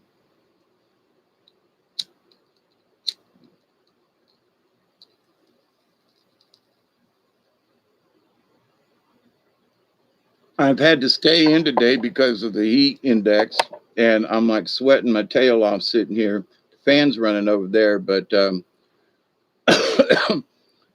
so it's a sultry day and a sultry night down here in South Georgia, on What the F Radio. Hawkeye Two Feathers Radio. Good morning, good afternoon, wherever you may be. I love you all. I continue to pray also.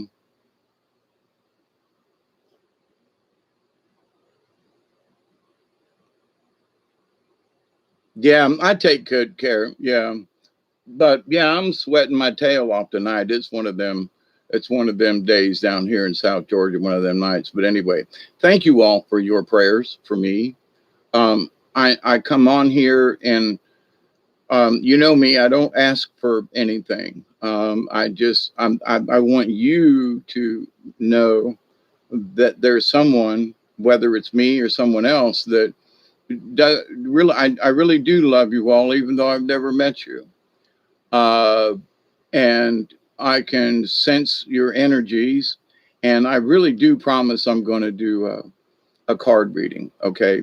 I kind of was hoping for tonight, but I had Brian come by and make me put this hat on and have this discussion and say, listen, there are people within our tribe. There are people that should be in our tribe, but who are, and I don't mean necessarily that they're on the internet or whatever, but I mean in life.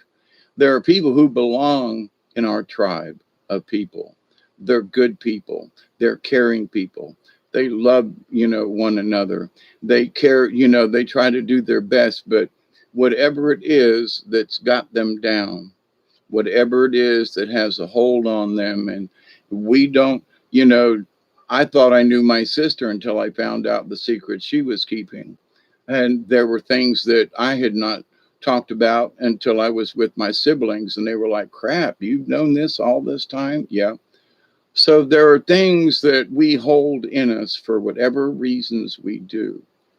And some of them are really stupid reasons, and we should get rid of them, talk about them, get them out, and just be done with them so that we can move on and accept and receive the better things in this life versus us continuously going over our past and bitching about, well, I shouldn't, this was a bad soul contract. I didn't want to come back here, or whatever it is.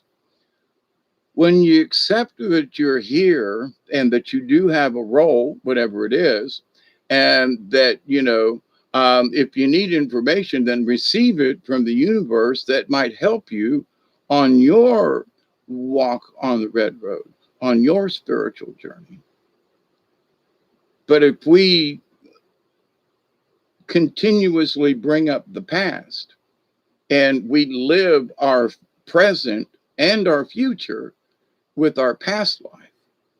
Now, we can use our experience from our past, but we need to keep everything else out of it. Well, I learned that if I extend my hand too many times, it gets bit or slapped or I get hurt. That's where you learn discernment. You can see it coming and you go, this person needs help. But so I'm going to give them $10. I know it's a quick fix or whatever, and I'm going to send them prayers. But I see that the long term of this and my helping is not going to work out. And so where you love them, you extend your heart, you really want to help, but it's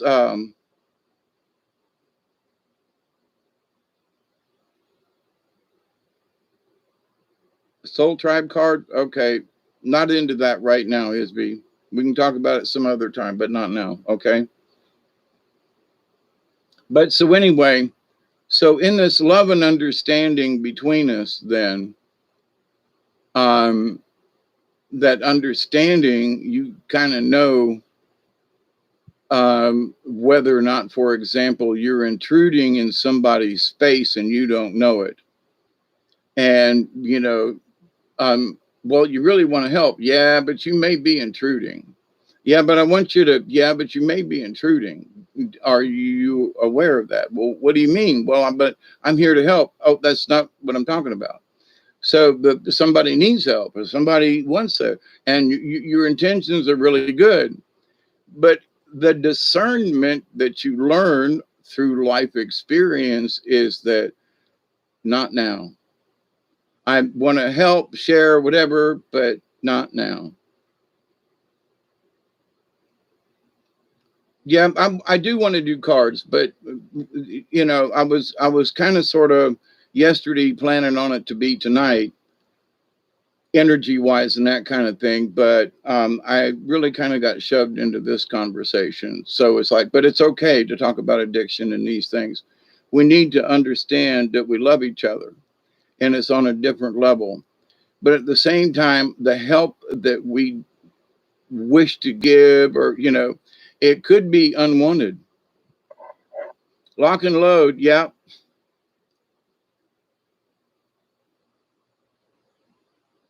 Oh yeah, I know I'm on a card. Yep. I was honored to be in the deck as well. Yep. I'm one of the cards. Yep. Can't remember which one, but yeah, I'm a card. Always been on a card. Yep. So lock and load 20 it is. So good excuses any.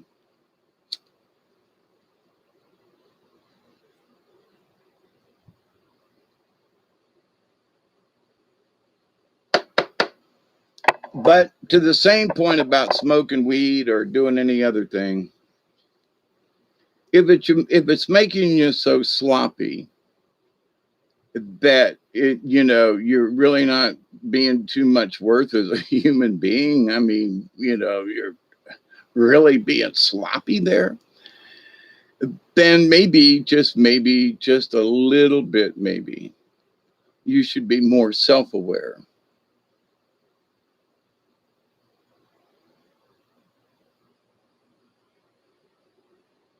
You was hoping for what? A card?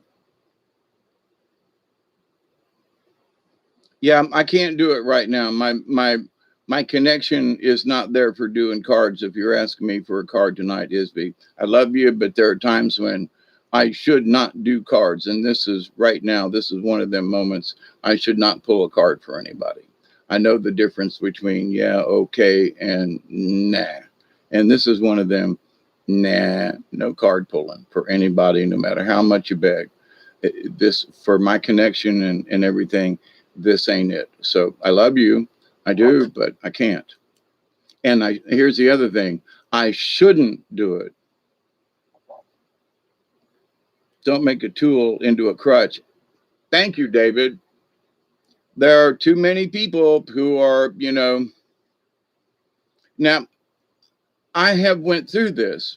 I had to have my altar. I had to have certain crystals. I had to have candles. I had to go watch a tarot channel, Isby. So, but in this realm of things, for here's my about this doing card readings. Yeah, I'm connected to the spirits, and yeah, we're having this chat about addiction.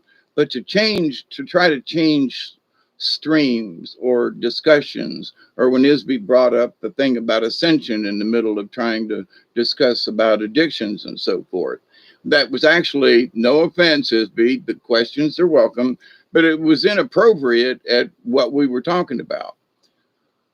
So there are times when we have, our intentions are good, but it may not be appropriate. Like I was talking about language the other day, I made the decision as to whether or not I was going to use the word. I was going to quit using the word fuck all the time. It was my decision because I realized, I was being in the negative, and, it was my choice to change my words because I want things to be different in that. But so you can't change in midstream kind of thing. So and there are times when, depending on how I'm connected with the universe, that it would be detrimental to both of us to pull a card, meaning that I take great pride and responsibility in pulling a card for someone. And if I'm not in the right vibe, I could do harm or send the wrong message or something. And for me, that's tragedy. That's tragic. I no, I'm not. No, I do not want to make a mistake. And so to ask, oh please, please, if I say no, I'm I'm sorry, but I mean no. For whatever the reasons are, but a lot of them pertain to I don't feel like I would give you the right card. I get it, Delaney.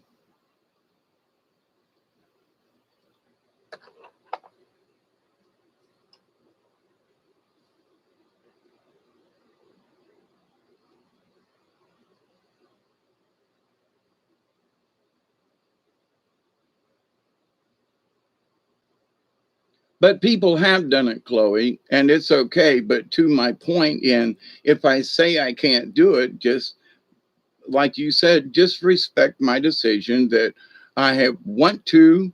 But if the heart ain't in it or the connection isn't right, I don't want to make a mistake. I don't want to pull a card and go, well, and waste both of our times and the message be totally wrong. I don't want, if I'm the vehicle, if I'm the messenger, if you will, I don't want to bring the wrong one. If the king gets them messed up and he goes, you're going to deliver this into this village over here. And I get to the village and it says, and the people of Delaware, Georgia, and people in the town look around and go, but you're in Berlin. but this message from the king, and it might not have anything to do with that town. You know what I mean? So I know that's a weird sort of explanation about it, but in that of things, there are times that you learn, and in this, the role of shaman, it also means that's, for me, it is the point of discernment, where maybe before I'd have said, well, okay, I'd pull a card. But in these last couple of months, and maybe it was the time off or whatever, I've had some, not necessarily reevaluations, but having just looked at things differently. And it's all good, but there are some awarenesses for me that are still kicking in. So while there's sort of confusion in for me in understanding some of this, I don't want it to get mixed up for you all in a card reading. Okay. It just ain't going to happen. So, but like today, yesterday and today, they've been kicking me for the last 24 hours. And I was like, okay, let me do this. Let me go. But it is an important discussion. And if you know somebody that has issues, if you know somebody that may have an addiction, or if there are signs or something, see what you can do to help them. But there are some folks that are just on the highway to hell. They're just headed there, and they don't want any interference. And I sometimes wonder if any of us should. But Hawkeye, you're being heartless. No, maybe these people are, went out of their soul contracts. Maybe they're just said, nope, I don't want to pay attention. Maybe my soul contract is to come down here and be an alcoholic, druggie, and commit suicide by ODing. That's my life. That's what I'm going to learn in this life. And so if that's their lot, if that's what they're here for, then all the interference that we want is not going to help. You know what I mean? So not that we shouldn't, at least there are some people who are trapped that really want out and they don't know how. And that's where our discernment should come in. This person is bound and determined to go down this road. And no matter what I say, no matter what I do, I still love him. Anytime I see him, I'm going to say, hey, are you doing okay? If you're hungry, I'll buy you food, but I will not, give you money, but I'll feed you, drink you, whatever. I'll buy you something, but I'm not going to give you money so you can buy, to go fix your habit. Ain't going to do it. But I will still be compassionate. But at the same time, that's where we have to learn discernment.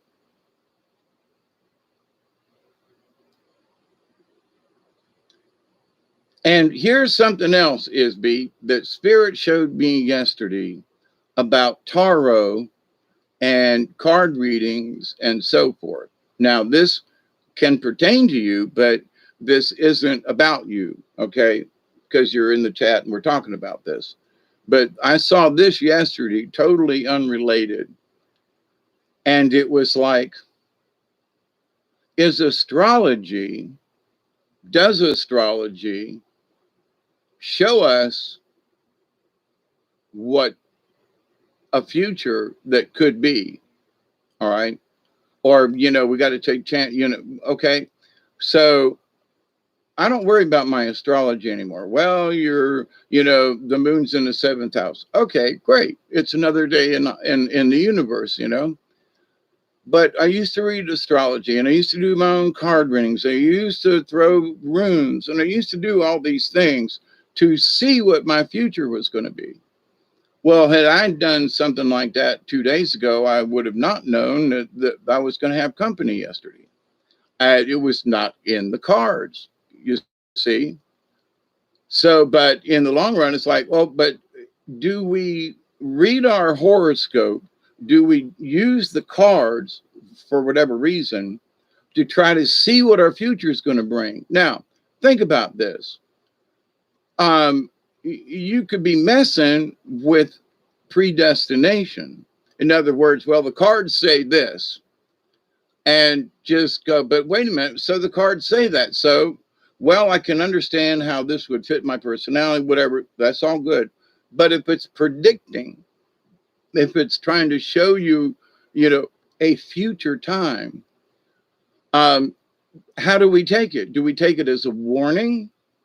Do we take it as a, well, you know, we almost accept it as a predestination? Well, the cards say I'm going to have a crappy day tomorrow. Well, do you have to? But here's the thing: if you read your horoscope and it says you might have a crappy day, what it does is it puts an intent in your head, and you go, "No, it didn't. Yes, it did. Did you read it? Yeah. Then it's in there. Yeah, but I just read. No, it's in there. It's in there. It's in there. Yeah, but my card, yeah, and my cards say, yeah, and it's in there. Okay. So if you continue, not just you, Isby, but the idea though that, and I was this way, so I can speak about it. Yeah, but do you need hope is in your heart. So, but the thing is that if we rely on cards all the time, then we're not relying on ourselves. We're relying on the universe to speak to us through the cards or through our astrology. And sometimes you just need to not pay attention to those things and and hear the universe for yourself versus, well, I wonder what the cards. I wonder what my. Why don't you just focus? You know, there's a lot of. I did this, Isby, so I can speak on this. I spent a lot of time on wondering about tomorrow, wondering about the future. And you have to give it up. You have to give that mess up. Say, well, you know, well, something came up. I got a phone call and now I'm going to go do, okay, well, you know, did you know that was coming? No. So what's your reaction? Well, it's this person I don't really like and they're asking for a favor and it's really going to be tough for me to do it. So maybe you have to say, instead of saying, well, I don't have any free time and I really want to help the universe out, you go get yourself stuck in a situation where you only had an 11% chance of really helping out. And it's really, that's not really time efficient and energy efficient and all that kind of stuff. And sometimes we volunteer for things and we really shouldn't, you know, and that's discernment. So, but if you're always looking for an answer through stones or cards, or, you know, I was thinking about a conversation that I had with my friends about astrology. And, you know, well, what about astrology? And I was like, yeah, I know I'm a Libra. And yeah, I know. And once in a while, I look at my horoscope and, you know, what's the month going to be? And okay, you know, but it's also what I choose to make it to be and whether or not there's going to be a sunspot tomorrow on the sun that shoots a flare at us that's going to affect everybody on this planet, regardless of what our astrology says. You know what I'm saying? So there are folks who are tied into this astrology so tight, and it's like, but here's the thing. So is the are they using astrology to help guide them? Or are they guiding themselves through the astrology? Think about it. I know this is an odd at the end of the show kind of thing. But so anything that I read that might, you know, if I read my horoscope, for example, I'm having input. So that input may be doubt or like, oh, you know, this is going to be a rough time of the year or blah, blah, blah. So I don't really want to listen to that. Well, the stars say that blah, blah, blah. Okay, but, you know, maybe that information will influence me in a not so positive way because well, you know, the stars say, and so you're not listening to yourself. You're listening to what the astrologist said, well, the stars say, or the cards say, or, you know, when I used to do rune readings, you know, or the runes say. Been there, done that. And here's the thing. I asked the cards for myself, for just simple things like, um, you know, how am I doing? Is there something I should be aware of? Just let me pick a card and see what you know. So versus, future events and doing a layout and all that kind of stuff. So,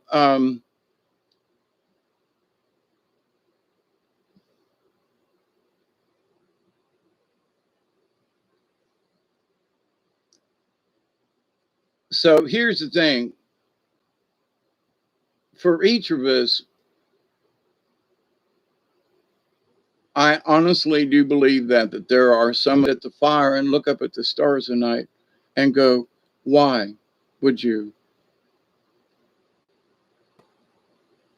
Isby, and I would say, this, okay, I got a direct message that's saying you're using the pendulum too much. That's their message to you. Okay, not mine. I don't know, but they're saying you're using too much. Because by using this external thing, now there are times you go, look, I need an answer. Help me out here. Yes or no. But there are people who like use it all day for everything and they're talking to the spirits. And so I think pendulums are necessary, but not all the time. Because you don't know if your spirit is talking to you through that pendulum or if there's something nearby that goes and pushes it a particular way. You just don't know about that one. Now, here's the thing. What you need to become, for all of us, for myself, I still have tools that I use when they're necessary. But I was coming up with reasons to use these tools every time. And I realized that's not necessary. Okay. So if you're using cards all the time, it's not necessary. If you're using, why people are making staffs and these things and I have not a clue. What are you going to do with it?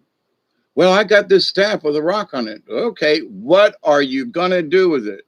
Well, I'm going to, what? Are you trying to play wizard? I'm just saying, do you know, have you reached a point where you understand what that staff is good for? And if you can answer that question, you would also know that you don't need the staff. You will have answered your own question. Because I do have staff right over here, I even know where it is, but it's not necessary all the time. So, but this thing that people are putting all of their energies into these things, when if they were to understand the universe, these things are good tools when they're necessary, but to rely on them all the time and to think that they're the only way that you can communicate or to get your energy into the universe, that's the next step. Yeah, go ahead, make a staff, do this, do that. But in the long run, hopefully you're going to learn that I didn't really need this thing to begin with, you know. I was thinking Gandalf. I was thinking, Merlin the wizard. Now, I have many staffs, okay? I fully understand the point about a staff, okay? But not with a crystal on it. That's like you're going into this magic realm wizardry thing, and if you're on the red road, if you're on the spiritual road, you'll have that crystal in your pocket and you'll use the staff for walking. you know you'll just find that the other thing is not necessary. I mean, what are you going to do? Well, I really want one. Okay, so get one. But then, honestly, seriously, not trying to beat up anybody on this, but what are you going to do with it after you get it? Honestly, you're going to do ceremonies with it? Are you going to go, what? And you don't have to tell me, but answer yourself. What? You're called Gandalf.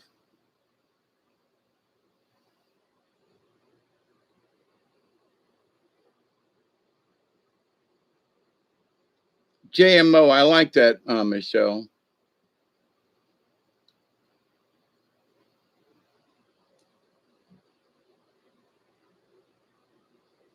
But Isby, in the long run of things, is that really what you want to be? Is Gandalf? Because that means spells and conjuring and all this kind of stuff. Is that really where you're headed? If that's where you're, I mean, if Gandalf, because, that's what he was. My Moses snake cane is also a verb, talking stick. I have multiple videos of orbs flying out of it. Yep.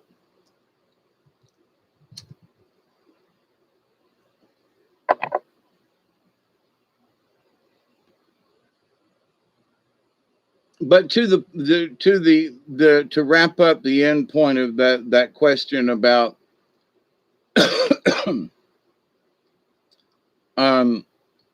if Gandalf is who you want to be, okie dokie, but even Gandalf in the end understood that he didn't really need it, he became a white wizard, he understood that he had, other things, and the staff was just sort of like a crutch in a lot of ways. So,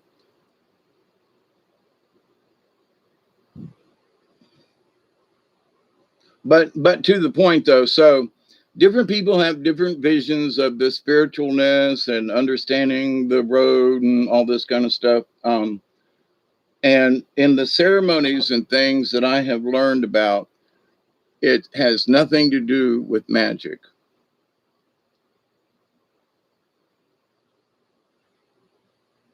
And I just want to go to Kokomo, Isby. Way down to Kokomo. Ooh ba la ba shoo ba da da da da da da da da da da. Okay, so that's the end of that. All right, but Isby, if that's your road, be careful. That's all I got to say. Good luck, but be careful. Be very, very careful. And I send that with love and honor.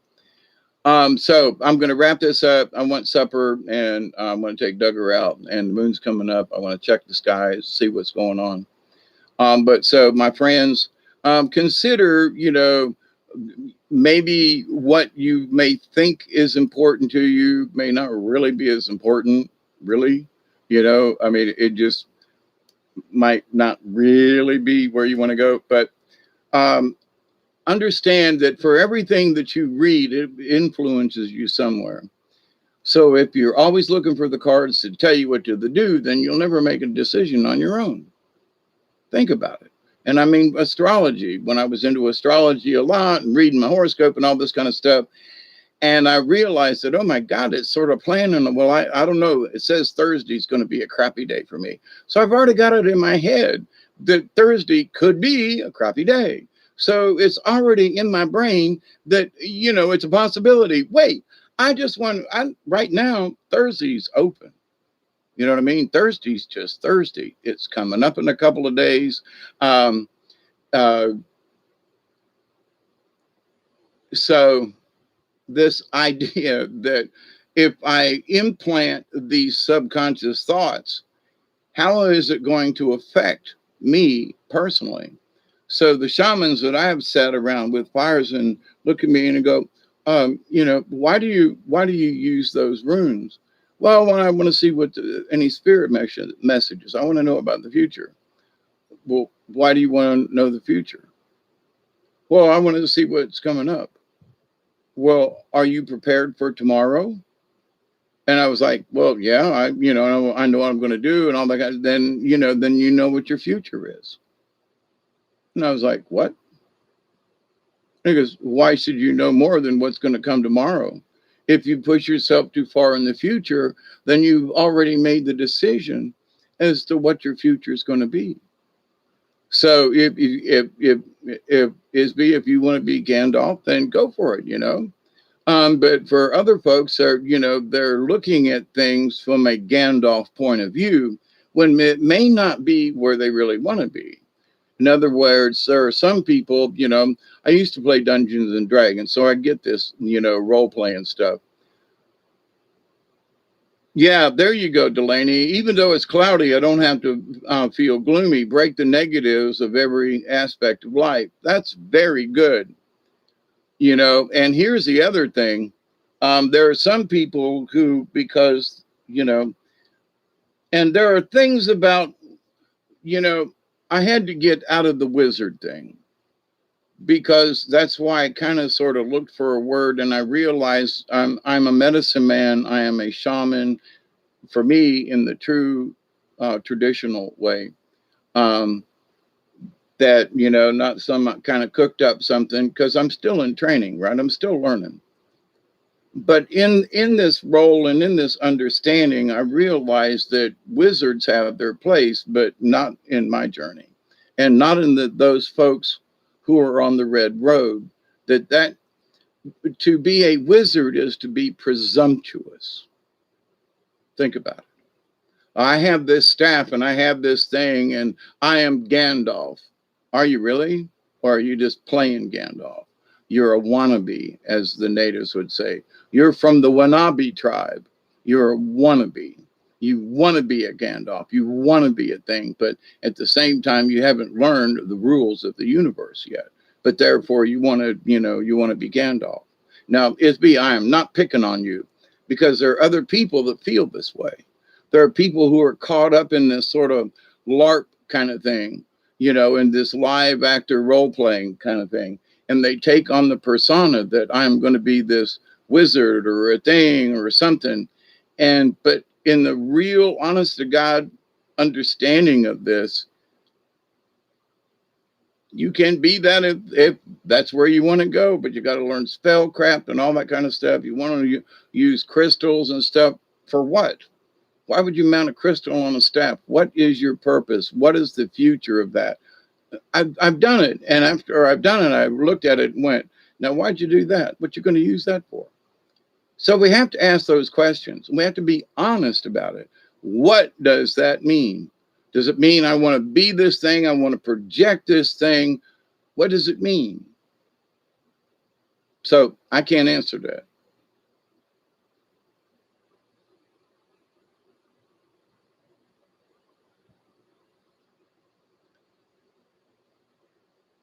Isby, the answers are always right in front of you. The paddle you right through. Sometimes, I know you don't, Isby. Here's the thing, though, and I have told you this before. You haven't gone into the silence enough, okay? They're telling me to remind you. I pulled a card for you months ago, and it told you to, like Bear, you need to go into the silence and hear the answers that are already there, that's being repeated to you, Isby, and you're still not listening. They're telling me to tell you, okay? I love you, but here is something that you ask for a card. Well, they're kind of giving me a message to give you directly. You still haven't paid attention to the cards that were already given you, because you're still asking the questions. You're still, and you got to work through the noise. But asking more questions and asking for more cards does not help, because now you're confused with the messages. Now you've got too much information. But if you stop asking and allow that which has already been given to you to be heard, and you have to be patient. You have to be patient. You have to be patient. Well, I want the answer now. Tough shit. Period. Tough shit. Tough shit for me. Tough shit for you. Tough shit. You want that answer now. And sometimes it ain't going to be given. For whatever reason, you're not prepared. You're not listening. And here's the thing. You want the answer now. And the universe goes, oh, wait a minute. Hang on. This guy wants this like right now.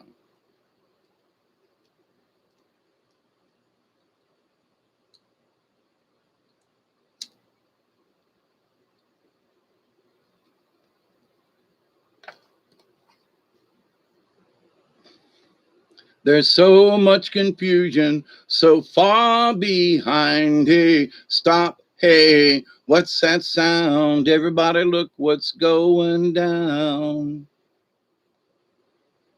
Paranoia strikes deep. Into your heart it will creep. I can't remember the rest of it. But anyway, but understand that. But anyway, if you ask too many questions, but you haven't listened to the answers, then you need to just stop asking questions for a little while and listen. You've already had a lot of answers given to you, as a lot of other people. But there are those who will listen, and then there are those who will hear it. And there's a big difference. Well, I heard you talk about it. Yeah, but do you get it? Do you get it from your point of view, not from mine? But do you get it? And about the noise, Isby, and for anybody else that listens to this, just allow it to run. If you try to stop the noise, then,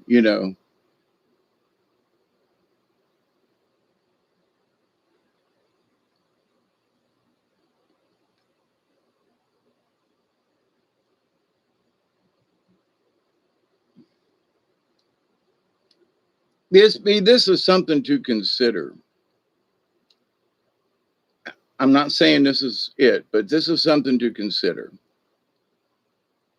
For me, when I relied on cards and runes and astrology and all those things because I was afraid to make a decision on my own. There is a fear there. Well, am I going to mess this up? Well, if I knew what the future was going to bring, I could better prepare. Not necessarily. Because if you go into something prejudging a situation, you might actually make the situation worse than better. So if you go into a situation cold turkey without any kind of expectations or whatever the situation is, if it's just meeting somebody, whatever, the idea, though, that if we go in with any preconceived notions, that's going to affect how we view the situation. So sometimes it's best not to know. Sometimes you just need to go,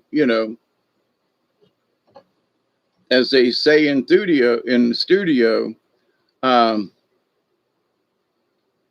that, you just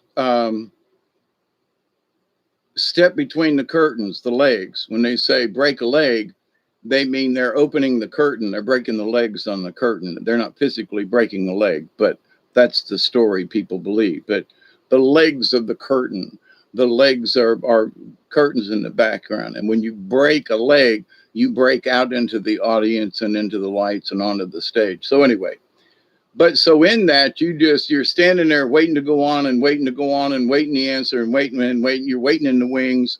And then sometimes you just have to step out. It's like, okie dokie, I'm scared as shit. There's a lot of people in the audience. You just got to go. You know what I mean? But that's a poor example in this. And for me, it makes sense because I was an actor. So anyway, so much for a short video, but I'm coming up on 2.5 hours, and this is going to be shorter than 4 hours. So I love you all. I do. Be safe. Okay. Be careful. And, the things that we think we expect may not be actually what's good for us. Okay. Take that. What we think is good for us may not actually be what we want, may not actually be what's good for us. Okay.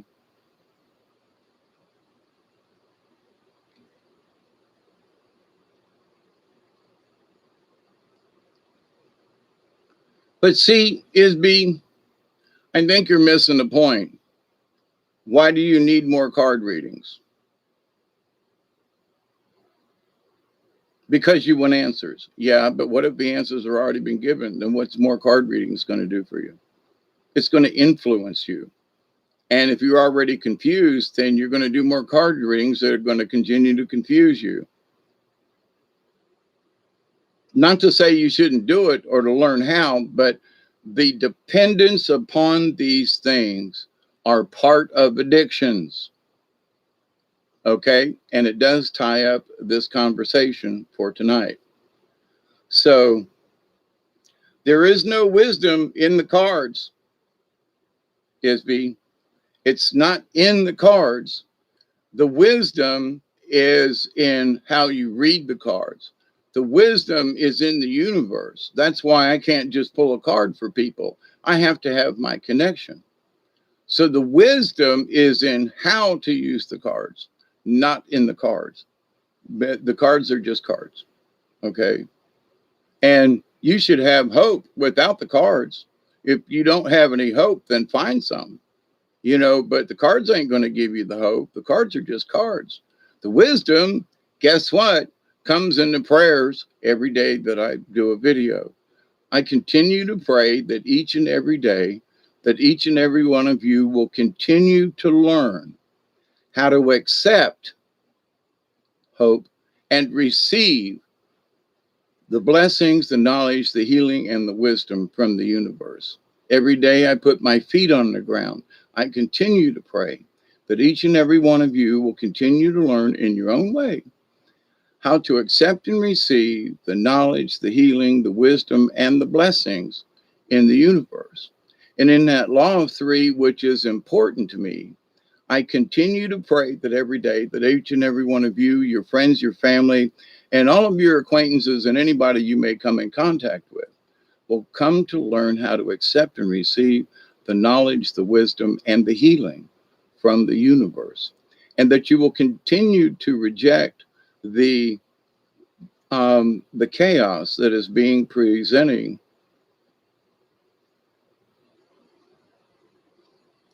Here's the thing see, you don't believe yourself.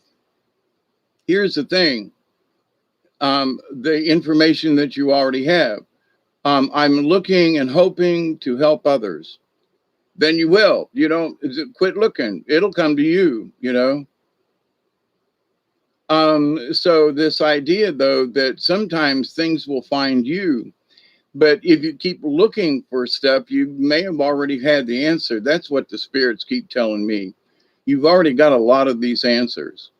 And if you're considering yourself to already be dead, see, that's a negative. You got to stay out of that mindset because it will confuse all the other issues that you're trying to correct. If you want to help others, don't worry about it. Stop it. Give it to the universe and you will. But if you keep worrying about whether or not you're going to help out others or how you're going to help others, I speak in this from experience. And here I am tonight on a Monday night doing this video about addictions and so forth. I'm here because the spirit said I need to have this conversation. So when you listen to your spirits, when you listen to the universe, you allow yourself to become a vehicle to help other people.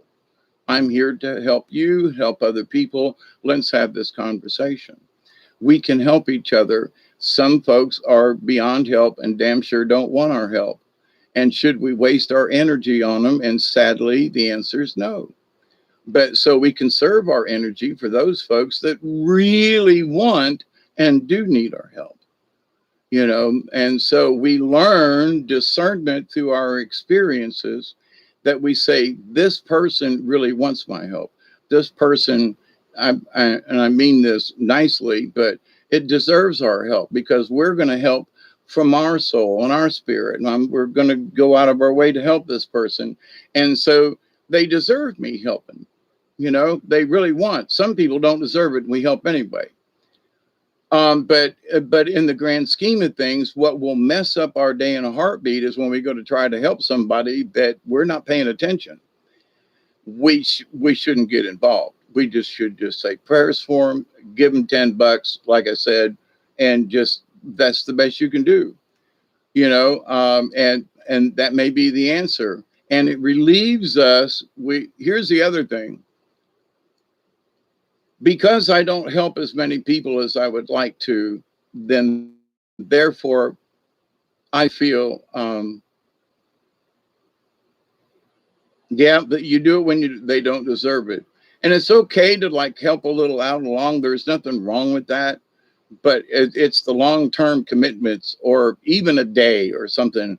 And, oh God, this is really wrong.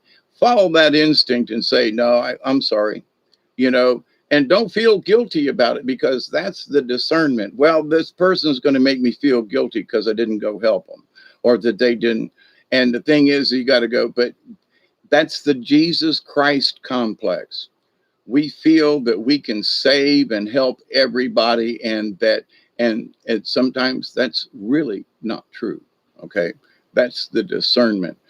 But we still have to be compassionate. And it may be that there is one of those ones you just got to go, God, I knew this was going to be for crap. But, and sometimes you have to do that anyway. I have gotten myself into them, knew it was going to be for shit. But here's the thing, I was like, but I did the best I could. I did help them. But the long term help or whatever, I just said, I'm sorry, but this is, I know that's what the hard part I had to get over. Yeah, and they'll make you feel guilty and guilt. And you have to be honest and go, yeah, but what's that going to do to me? What they're asking of me, what's that going to do for me, my day, my well-being? Hang on. So I think I can live with a little bit of guilt, as opposed to having to go whatever ordeal. Yeah.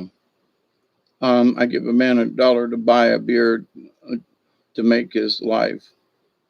If that's the situation, then you give him $1, but you offer to buy him a sandwich. You give him $1, but you offer him to buy him food. You see, that's how you help. And they go, no, man, I want to go buy well, then you say, I'm sorry, I don't have any money for that. And that's your escape route. That's your answer. You say, I'll buy you food. I'll take you over here and buy you dinner, but I'm not giving you money for beer or alcohol or drugs or whatever. I'm not giving you the money, but I will buy you food. I'll go in and, but what kind of sandwich you like? I'll go get it right now. But you don't, so give them what they need and you help them in that way. And they say, well, screw you. Well, okay, then you don't really want my help, you see. Yeah, offer to buy food instead of, now there are times when I just reach in my pocket and pull out $1 and put it in the can or whatever. Nobody asked me, whatever. My inner self says they need $1.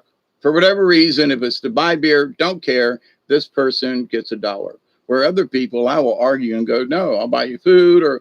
But then there are some people that get $1 or $10 or sometimes, it depends on the situation. So is every time the same? No.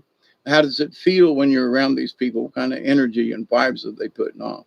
Are they that drunkard in the street, or are they, they got a drinking problem and they're homeless and, and a beer at the end of the day is one of the ways to help,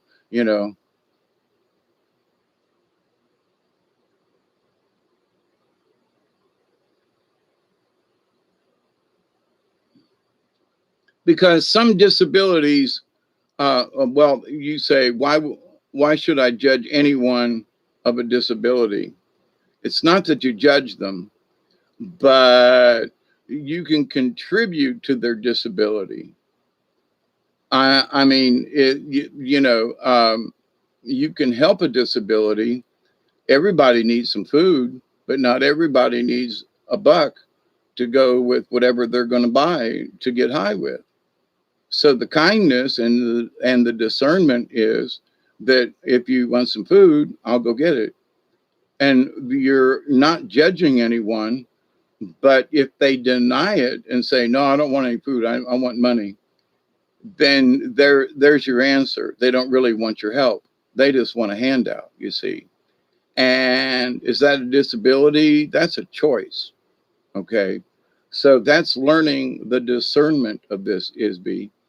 And, and every case is different, but a lot of them are similar. So you have to learn to judge, not for their sake, but for your sake. Should I get involved? And if you give somebody $1 and they're going to go buy drugs, then are you doing them any good? No. But if you say, hey man, I'll buy you a sandwich. So, and they go, well, I don't really want a sandwich. I just need the money. Well, why? And then I talked with some folks and they were like, well, we're from out of town. We're out of gas and we're trying to get $10 to get home on. And that's our car right over there. And I said, pull your car over to the pump. And they were like, but we don't have any money. I said, pull your car over to the pump. And I said, where do you live? And they were like, blah, blah, blah, up further north in Georgia. I said, about how much gas mileage you get. Do you get 20 miles to the gallon? Well, yeah, probably. Yeah. Why? And I said, okay, I'm putting $10 worth of gas in. That's 5 gallons. And, you know, 5 times 2, that's 100 miles. How far? Well, we only got to go about 70 miles. I said, well, then you'll have extra gas in your tank for tomorrow then. And I gave him $10 worth of gas. So not everybody that's asking for money is wanting to buy drugs or beer or something. Some folks need to go home, or some folks, honestly. So depending on who it is and what the situation is, sometimes you should ask the simple question: why do you need the money? Well, I want to buy some beer. Well, okay, I'll buy you some food, but I won't buy you beer. But just so. And you say, but is that judging someone? Well, it is. Because from your moral perspective, if you're honest about yourself and what you want to do you want to help them kill themselves? Do you want to help them with their habit? Then don't give them what they want. Give them something that they need, like food.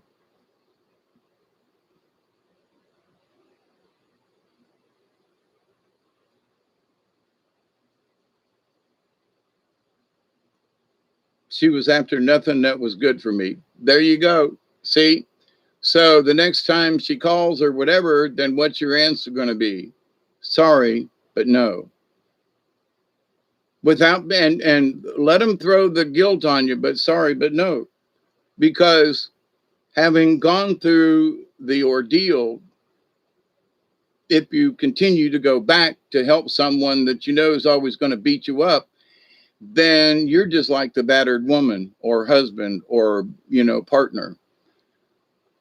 Somehow you must like you must like the abuse, But if we can, the whole idea of being the shaman, being the wizard, whatever, is to be able, the cards is to be able to see, if I do this again, I'm going to get burned. So don't do it.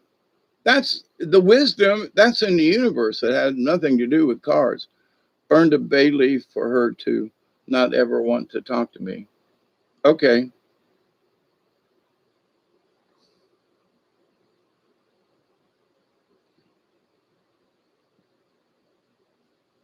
But to the point, I love you all. Be safe. There are some people that, it seems like they're always taking and not giving back. We need to be careful because that's draining energy from them. Those are the vampires. And we need to be careful for our own sake. It has nothing to do whether or not, well, am I doing right or wrong? You can be doing yourself harm. Well, what about the other people? What about them? What about yourself? What about your own sanity? What about your own energy? Every time you go around them, they drag you down. You have to recharge. That's detrimental to your health. So I've went through this. I've been through this. So the idea is that we have to understand that some people, um, as I said earlier, Chloe, they deserve our help. They are really good people, and they are out. They really do need help. But other times, people just want to ride us, and we have to be able to go, okay, you got me once. Second time, I'm a damn fool, and if I show up again, I'm I'm just cruising for a bruising, and I just happened to show up at your house, and you gave it to me. I needed somebody to beat me up, and you were the one that was there to do it for me. Be careful. That's an addiction. And so, but if you're true about it, then you will learn through discernment that you say, this person really needs my help and I should. And that the universe may be giving you all kinds of warnings that say, Isby or Dave or Delaney or, Michelle, stay away from that. Stay out of there. Don't do it. Don't go over there and try to, I'll just, that'll get you into trouble every time. I'm not picking on anybody tonight, but I'm just saying, but we have these choices that come to us all the time, daily, weekly, monthly, sometimes minute by minute, depending on the situation or what we're doing. So the discernment, the wisdom is in the universe. The wisdom tells us, before I answer you, let me ask my spirit without a rods or without a pendulum. let me just ask. You can close your eyes for a second. And if you go, man, I got a bad feeling about this, that's the spirits telling you no. If you utter the words, I got a bad feeling about this, duh, you don't need a pendulum. The answer's in the universe. They're telling you, my gut don't feel right. And there you go. Well, what about this? And, here's the answer. Well, I don't, the universe ain't giving me any directions. Was your stomach upset before you did? Yeah, well, did you feel out of sorts? Yeah, well, that universe was telling you. You're just not, let me go back to this. You're not aware of it. So the answer is the spirits are guiding you all the time. But are you listening to yourself, not to me or someone else? Are you listening to yourself? Are you listening to that which is already present? And I got to say, there are a lot of folks that need work on that. Not anybody in particular, but there are a lot of folks that need to pay attention to these little bits of wisdom that I'm imparting at this moment, in that you really might already know the answer, but you choose not to listen. Well, I knew I shouldn't have done it. Then why'd you do it? Duh. Well, I had this feeling. Okay. And you went and did it anyway. Yeah. Well, did it turn out? Well, it was pretty crappy. Well, then why didn't you listen to yourself? Well, I don't know. I just, they needed help. But you had a feeling, and that's the spirits. That's you and your guides, and however you want to look at it, warning you, telling you, hey, maybe not. But you don't want to feel guilty. And we all have this Jesus Christ complex. We all want to save and help everybody we can, when that's really not how it should be written for us. So, but anyway, you can only learn for yourself. But understand this: if somebody's put a guilt trip on you, that should be one of your first warning signs to stay out. Because if they're trying to make you feel guilty for not helping them, then they're not on your side. A true friend will say, hey, look, I need some help. Have you got and so the question, if I ask, do you have the time? Is there any way you can work it into your schedule? Well, I don't know. Well, maybe I got some free time on Wednesday. Okay, that'll work. Well, I really need to get to town before Wednesday, but I'll tell you what, if I don't get a ride, or, I'll call you, but Wednesday you could help me. Yes. So a friend like that who asking that away,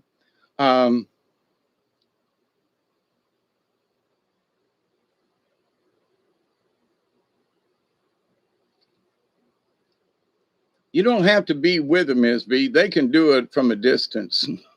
But anyway, but in anybody asking about help or whatever, if they're going to throw a guilt trip on you, now there may be times when you deserve it, but if they throw the guilt card, speaking of cards, if they throw the guilt card, it may be very simple in that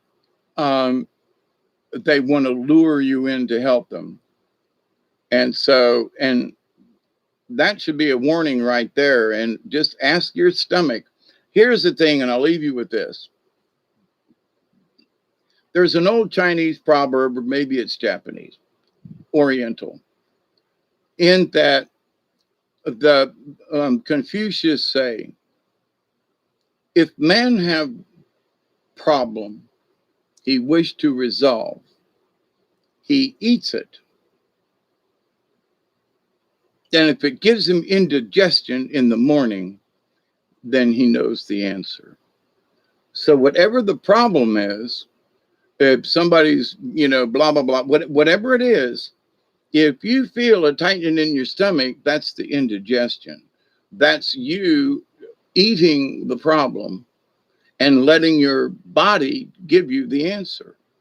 So it's like many times your stomach will tell you, don't do it, or you'll have that feeling. So if you have that feeling, regardless of where you are on, please, Jesus, follow that, and then there are times when you feel like that time I went to town and on the way home, we saved that man and, with the accident and so forth. Sometimes you have to listen that way too. But of all the things is be, and for all of you, have faith in the universe, regardless of sunspots and earthquakes and floods and issues. Have faith. If the universe takes you out and you think maybe it's a little before your time, how do you know? I'm just saying. But in the love of the universe, our goal is to just be prepared for whatever it is like if something happens and I'm not here tomorrow, then I did the best I could up to this point. And that I honestly want to continue to do better. And I continue to want to be able to help folks. And I continue to want to have topics that maybe will help people to stop and think. And maybe, so that's my intent. That's what I hope for. And so I have hope. I have hope that tomorrow will be a good day. I have hope that the day after that's going to be even better in whatever way it presents itself. Okay. So it's by my choices that is it a good day or bad? It was too hot outside today, but I pulled something out of it. I'm having a conversation with y'all. And so for me, I got something accomplished today. I've had conversation. So we've had dialogue. We've had, passage of thoughts and energies and etc. So I'm hungry. I'm tired sitting here. I'm out of drink. I haven't had coffee in a day because I need to go outside and get some water and do some stuff. Every woman I meet on the streets has a guilt card disclosed as fear. Looking for love in all the wrong places. Do do do do do do do do do do. Anyway, maybe barking up the wrong tree.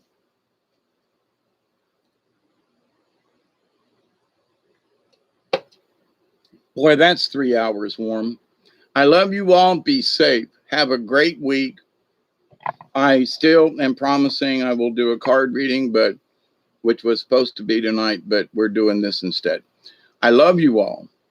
Remember the answers, all the answers, answers to all the questions that have ever been asked are in the silence, that are in the darkness. They're there. They're already in the universe. So even for yourself, the answer's already there, but are you listening? Are you listening to your stomach? Are you listening to your own self going, maybe I shouldn't do this? And, so if you volunteer, it's your fault and you can't bitch about it. That's another thing I learned. If I agreed to go help somebody and do something and it turned out really crappy, I used to bitch. And people would say, yeah, but you volunteered. Well, but I tried to help him. Yeah, but you volunteered. And blah, blah, blah. But yeah, but you volunteered. So if I volunteer and it turns bad, don't bitch. Because I already knew the answer.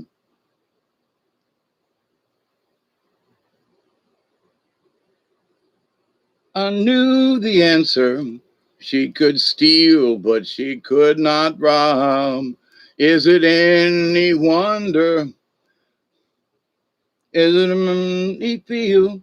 Sunday's come along on Monday, and Monday's been alone for me.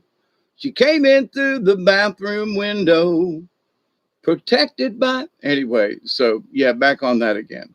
So anyway, I love you all from South Georgia, TTFN, top for now. Be safe, everybody. And, question, why do you want something? Because the answer might surprise you. It might not be the truth, because there are people, for example, who think that, well, I want this to be like this, and the universe gives them an answer. Is it here again? Damn sure is. Okay, let me have a locked and loaded. All right, this is the end of my bowl. I love you all too.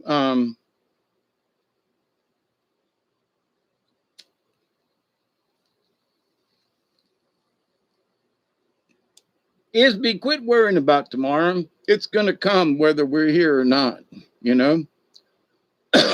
All of us have to quit worrying about tomorrow. Now, there are some of us that might be facing something we need to do tomorrow. That's a separate issue. But if life's just kind of sort of going along, then quit overthinking it. Quit trying to put something there that ain't there. And I honestly wish that in thinking about astrology, are we looking in the stars for guidance, or are we looking for our destiny, or are we going to convince ourselves of something because we read the stars? I'm just saying. I noticed that since I quit trying to read my horoscopes, I don't worry about tomorrow anymore. I mean, it's there's been a change. And I like to read a horoscope after the fact and go, so last Tuesday was a crappy day. What did the stars say? I look at things after the fact, after I've already been through it and have noted it, and I go, you know. So, but for a long time, I stayed worried about what's my horoscope say? What's the future going to be? Let me do a card reading. Let me throw some, let me do some runes. And I got literally struck by lightning kind of sort of one day. Um, yeah, tomorrow isn't promised to anyone. And we never know. Like, for example, my neighbor's coming down here a week ago, and people showing up yesterday from out of town for a couple hours and sitting chatting with me. And I didn't know any of that was going to happen. Could I have seen it in the cards? Maybe. You're going to get a visitor. Yeah, sure, right. But okay, but then I would worry about what kind of visitor. Is it going to be a spiritual visitor? Am I going to get, are aliens going to come down? But see, if I read 2 days later, I go, you're going to get a visitor. And I go, whoa, shit. The stars would have been right about that because I had visitors from out of town. Interesting.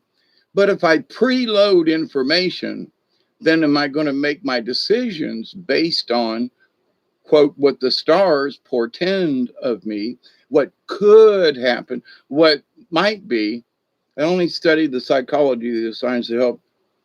Yeah, me too, Delaney. But my point is, there are people who do charts that, they're so detailed, and I love you all, but to me, sometimes I think they're a little anal retentive in how deep they go with this stuff.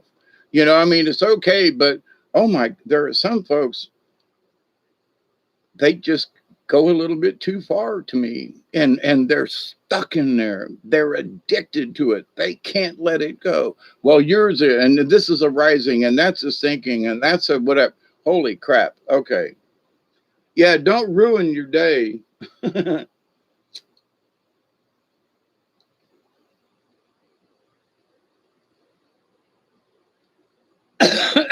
Is that a crying thingy? Don't ruin your day. That's very true. But there are some times that I just kind of sort of question stuff. And so I will sit down sort of at a meditative, in a way, kind of sort of, like, am I just going to go over and pick up my pendulum and do a little reading? Or am I going to, my intent is I'll put the pendulum on me because I want to ask it a question later on, or something like that. So in the universe of things, I will, um, I want to do a pendulum reading later on. This is an example. So I've made the choice. I think I'm going to ask the universe. All righty. So you've already got the question in your head, kind of thing, right? So you go pick up the stone ahead of time, but you keep it in your possession. It is be if you're still there, listen to me on this. This is important. Because if you lay it around and it's just hanging around, anything could go flying by. Okay. It's a wink. I got you. I couldn't tell. That's a wink. That's even better. I like that. A wink with tears. But anyway, um, they should not put me in charge of emojis. But anyway, um,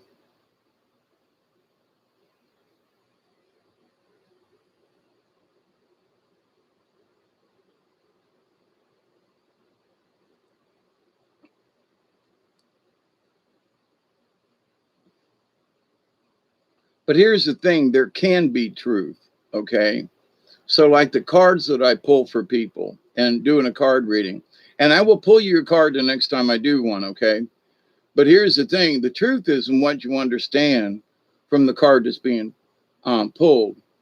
So you say, okay, so I pulled the fox card. All right, well, what does fox mean? Fox means camouflage. Okay, it could mean that you need to be camouflaged, or it could mean that you're camouflaged too much. So the question is not that there's a clear answer, maybe there is, but that you need to look at yourself and go, okay, what about fox and this and that? All right, but here's the thing. One of the things about fox is camouflage.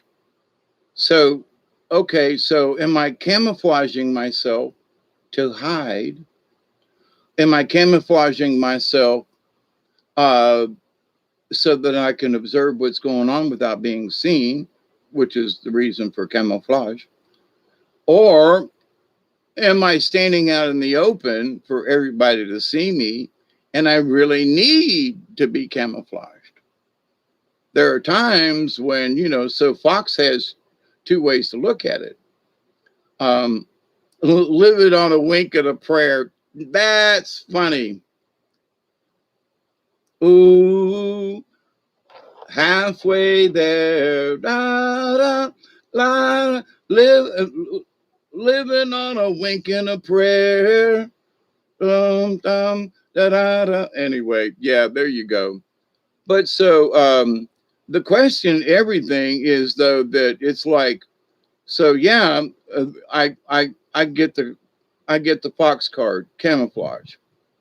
Okay, so the universe is trying to tell me maybe I'm hiding from something.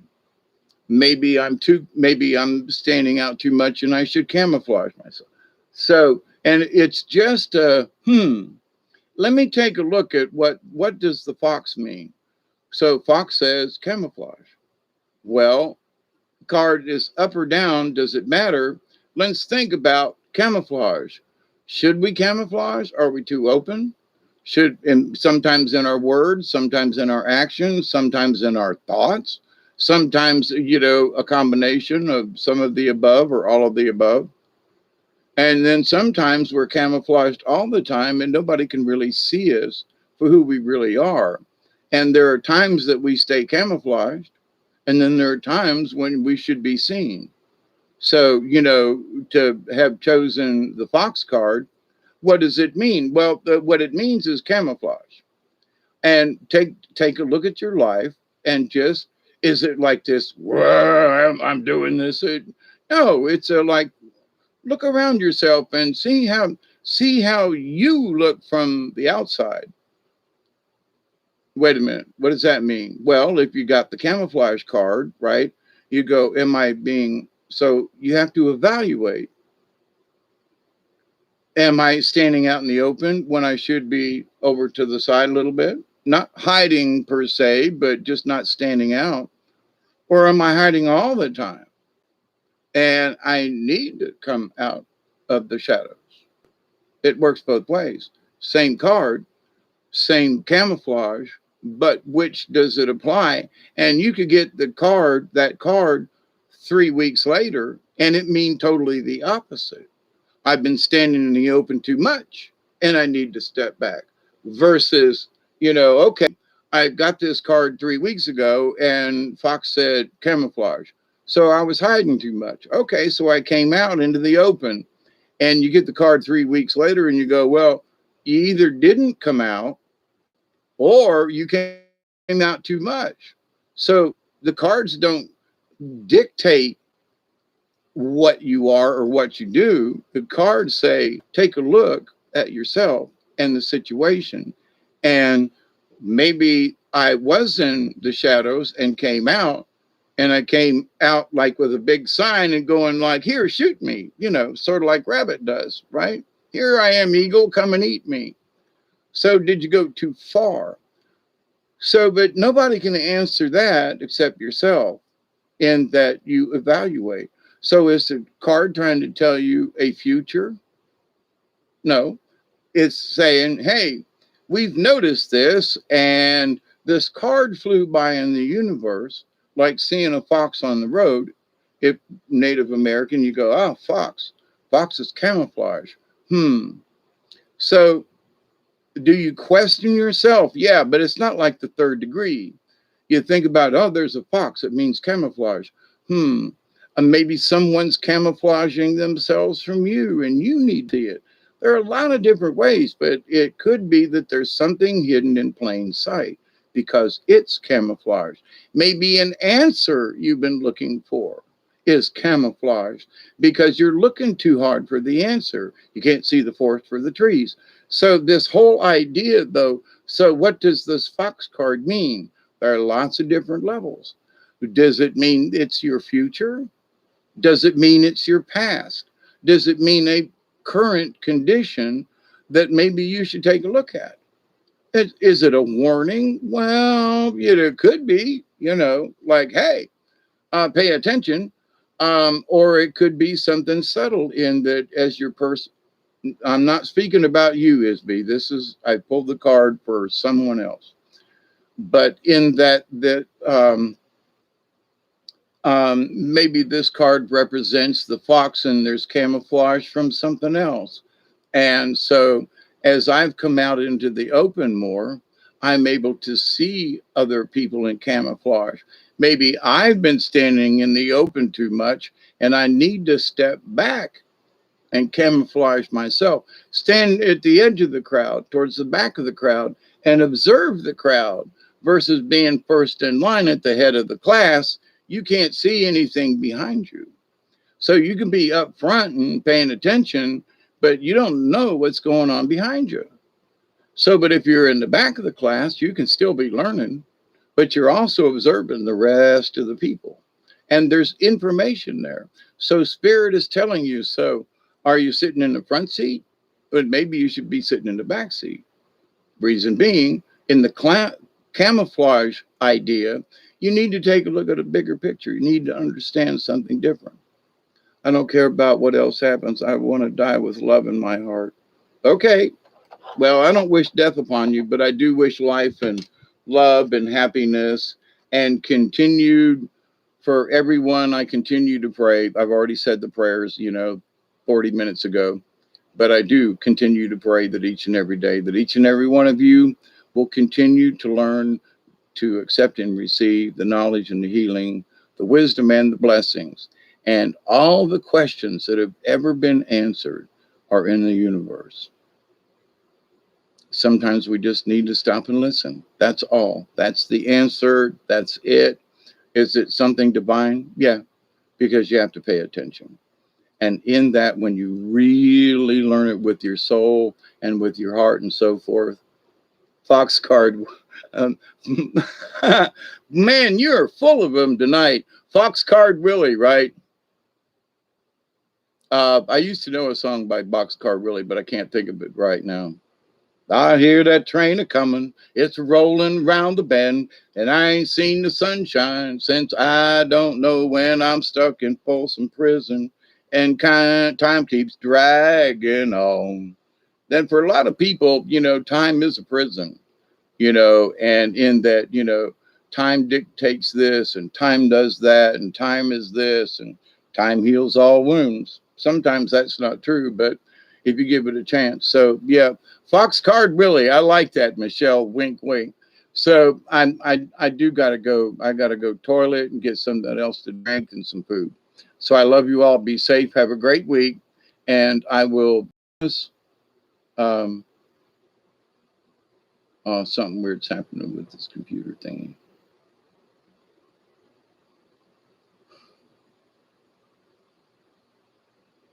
I don't know what that is.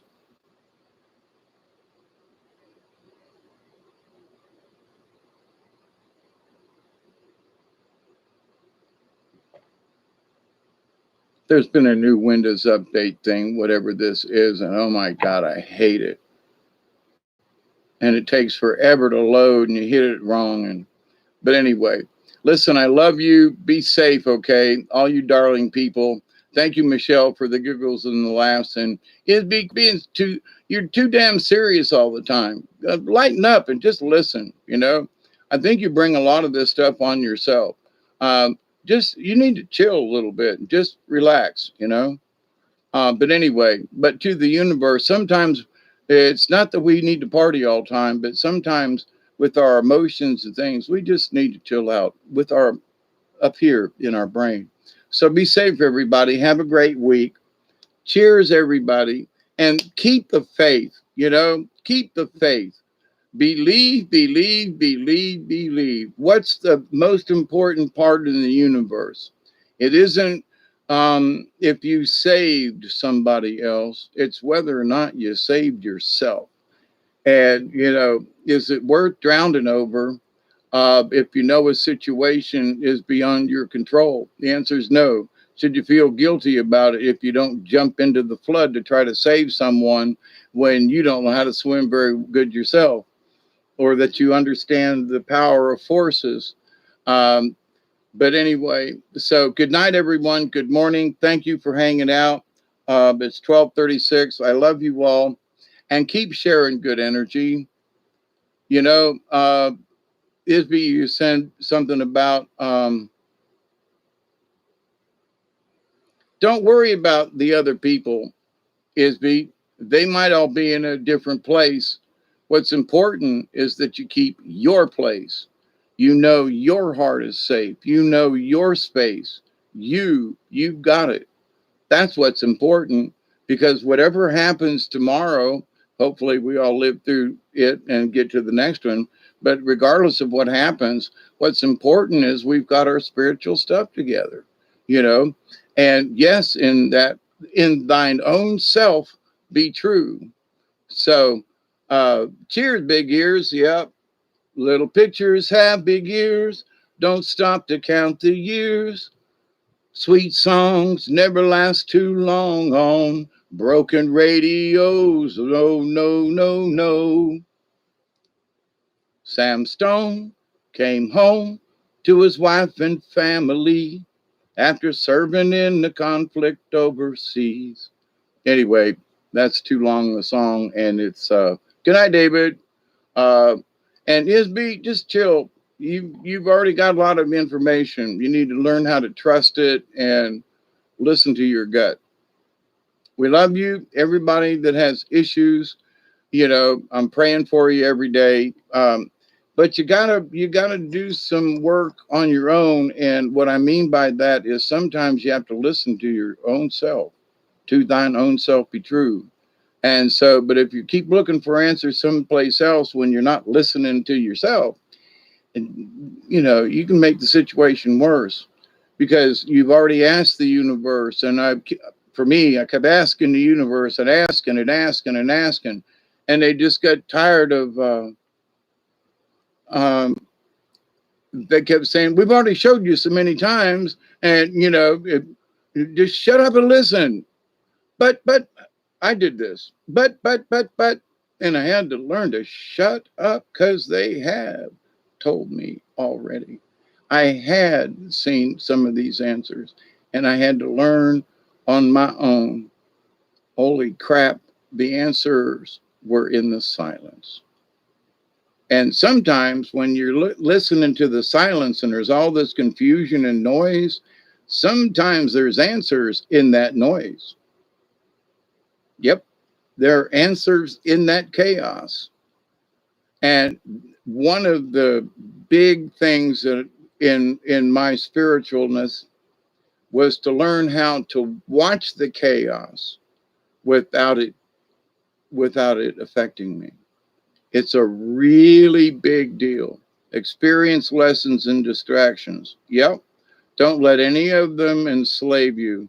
Learn what you need to learn and move on.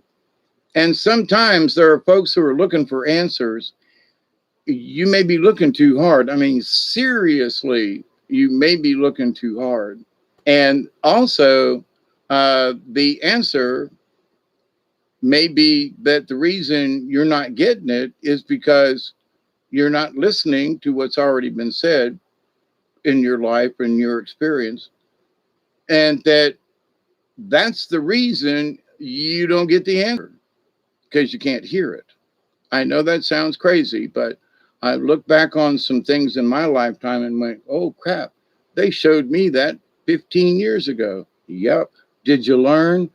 Well, so in my spiritualness, well, why didn't you tell me this? We did. Oh, I wasn't paying attention. Right. Not our fault. You didn't pay attention, Dave. But if you want to be Hawkeye, then you've got to be aware of these things. Oh, okay. So, that's like I said, for me, I keep learning, but we taught you this years ago. Oh, yeah, that's right. Okay. So, all right. Yeah. Let me remember now with these new eyes and with my new updated spirit and my new updated awareness. And let me bring this back into the fold of thought and feeling and so forth. And, ooh, wow. That's interesting. I understand things that I wouldn't have 5 years ago because I've learned stuff in the last 5 years. And yeah, I remember that, but you know what? It really makes sense now. Wow. So there are answers you're given all the time to questions that you haven't even asked. But those answers you seek, sometimes they're already there. Just saying. So, Isby, we love you. All of y'all. David, thank you for your wisdom and your kindness and sharing with us tonight, as always. So, be safe, everybody. Keep sharing the good stuff, And they're, again, with this, they're interrupted me. Make sure you don't throw any preconceptions in, like, I want this answer, or I want,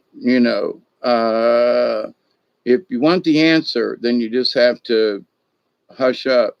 And the answer that comes to you may not be the one you expect. I know for me, many times it's like, I don't want to hear that shit. No. And it's like, well, okie doke. Then later on you go, they were right, So that's up to you. It's up to your spirit journey. It's up to you where you're supposed to be headed, or, or whatever. So, but just be careful along the line. All right. Be safe, everybody. Cheers. I love you. TTFN.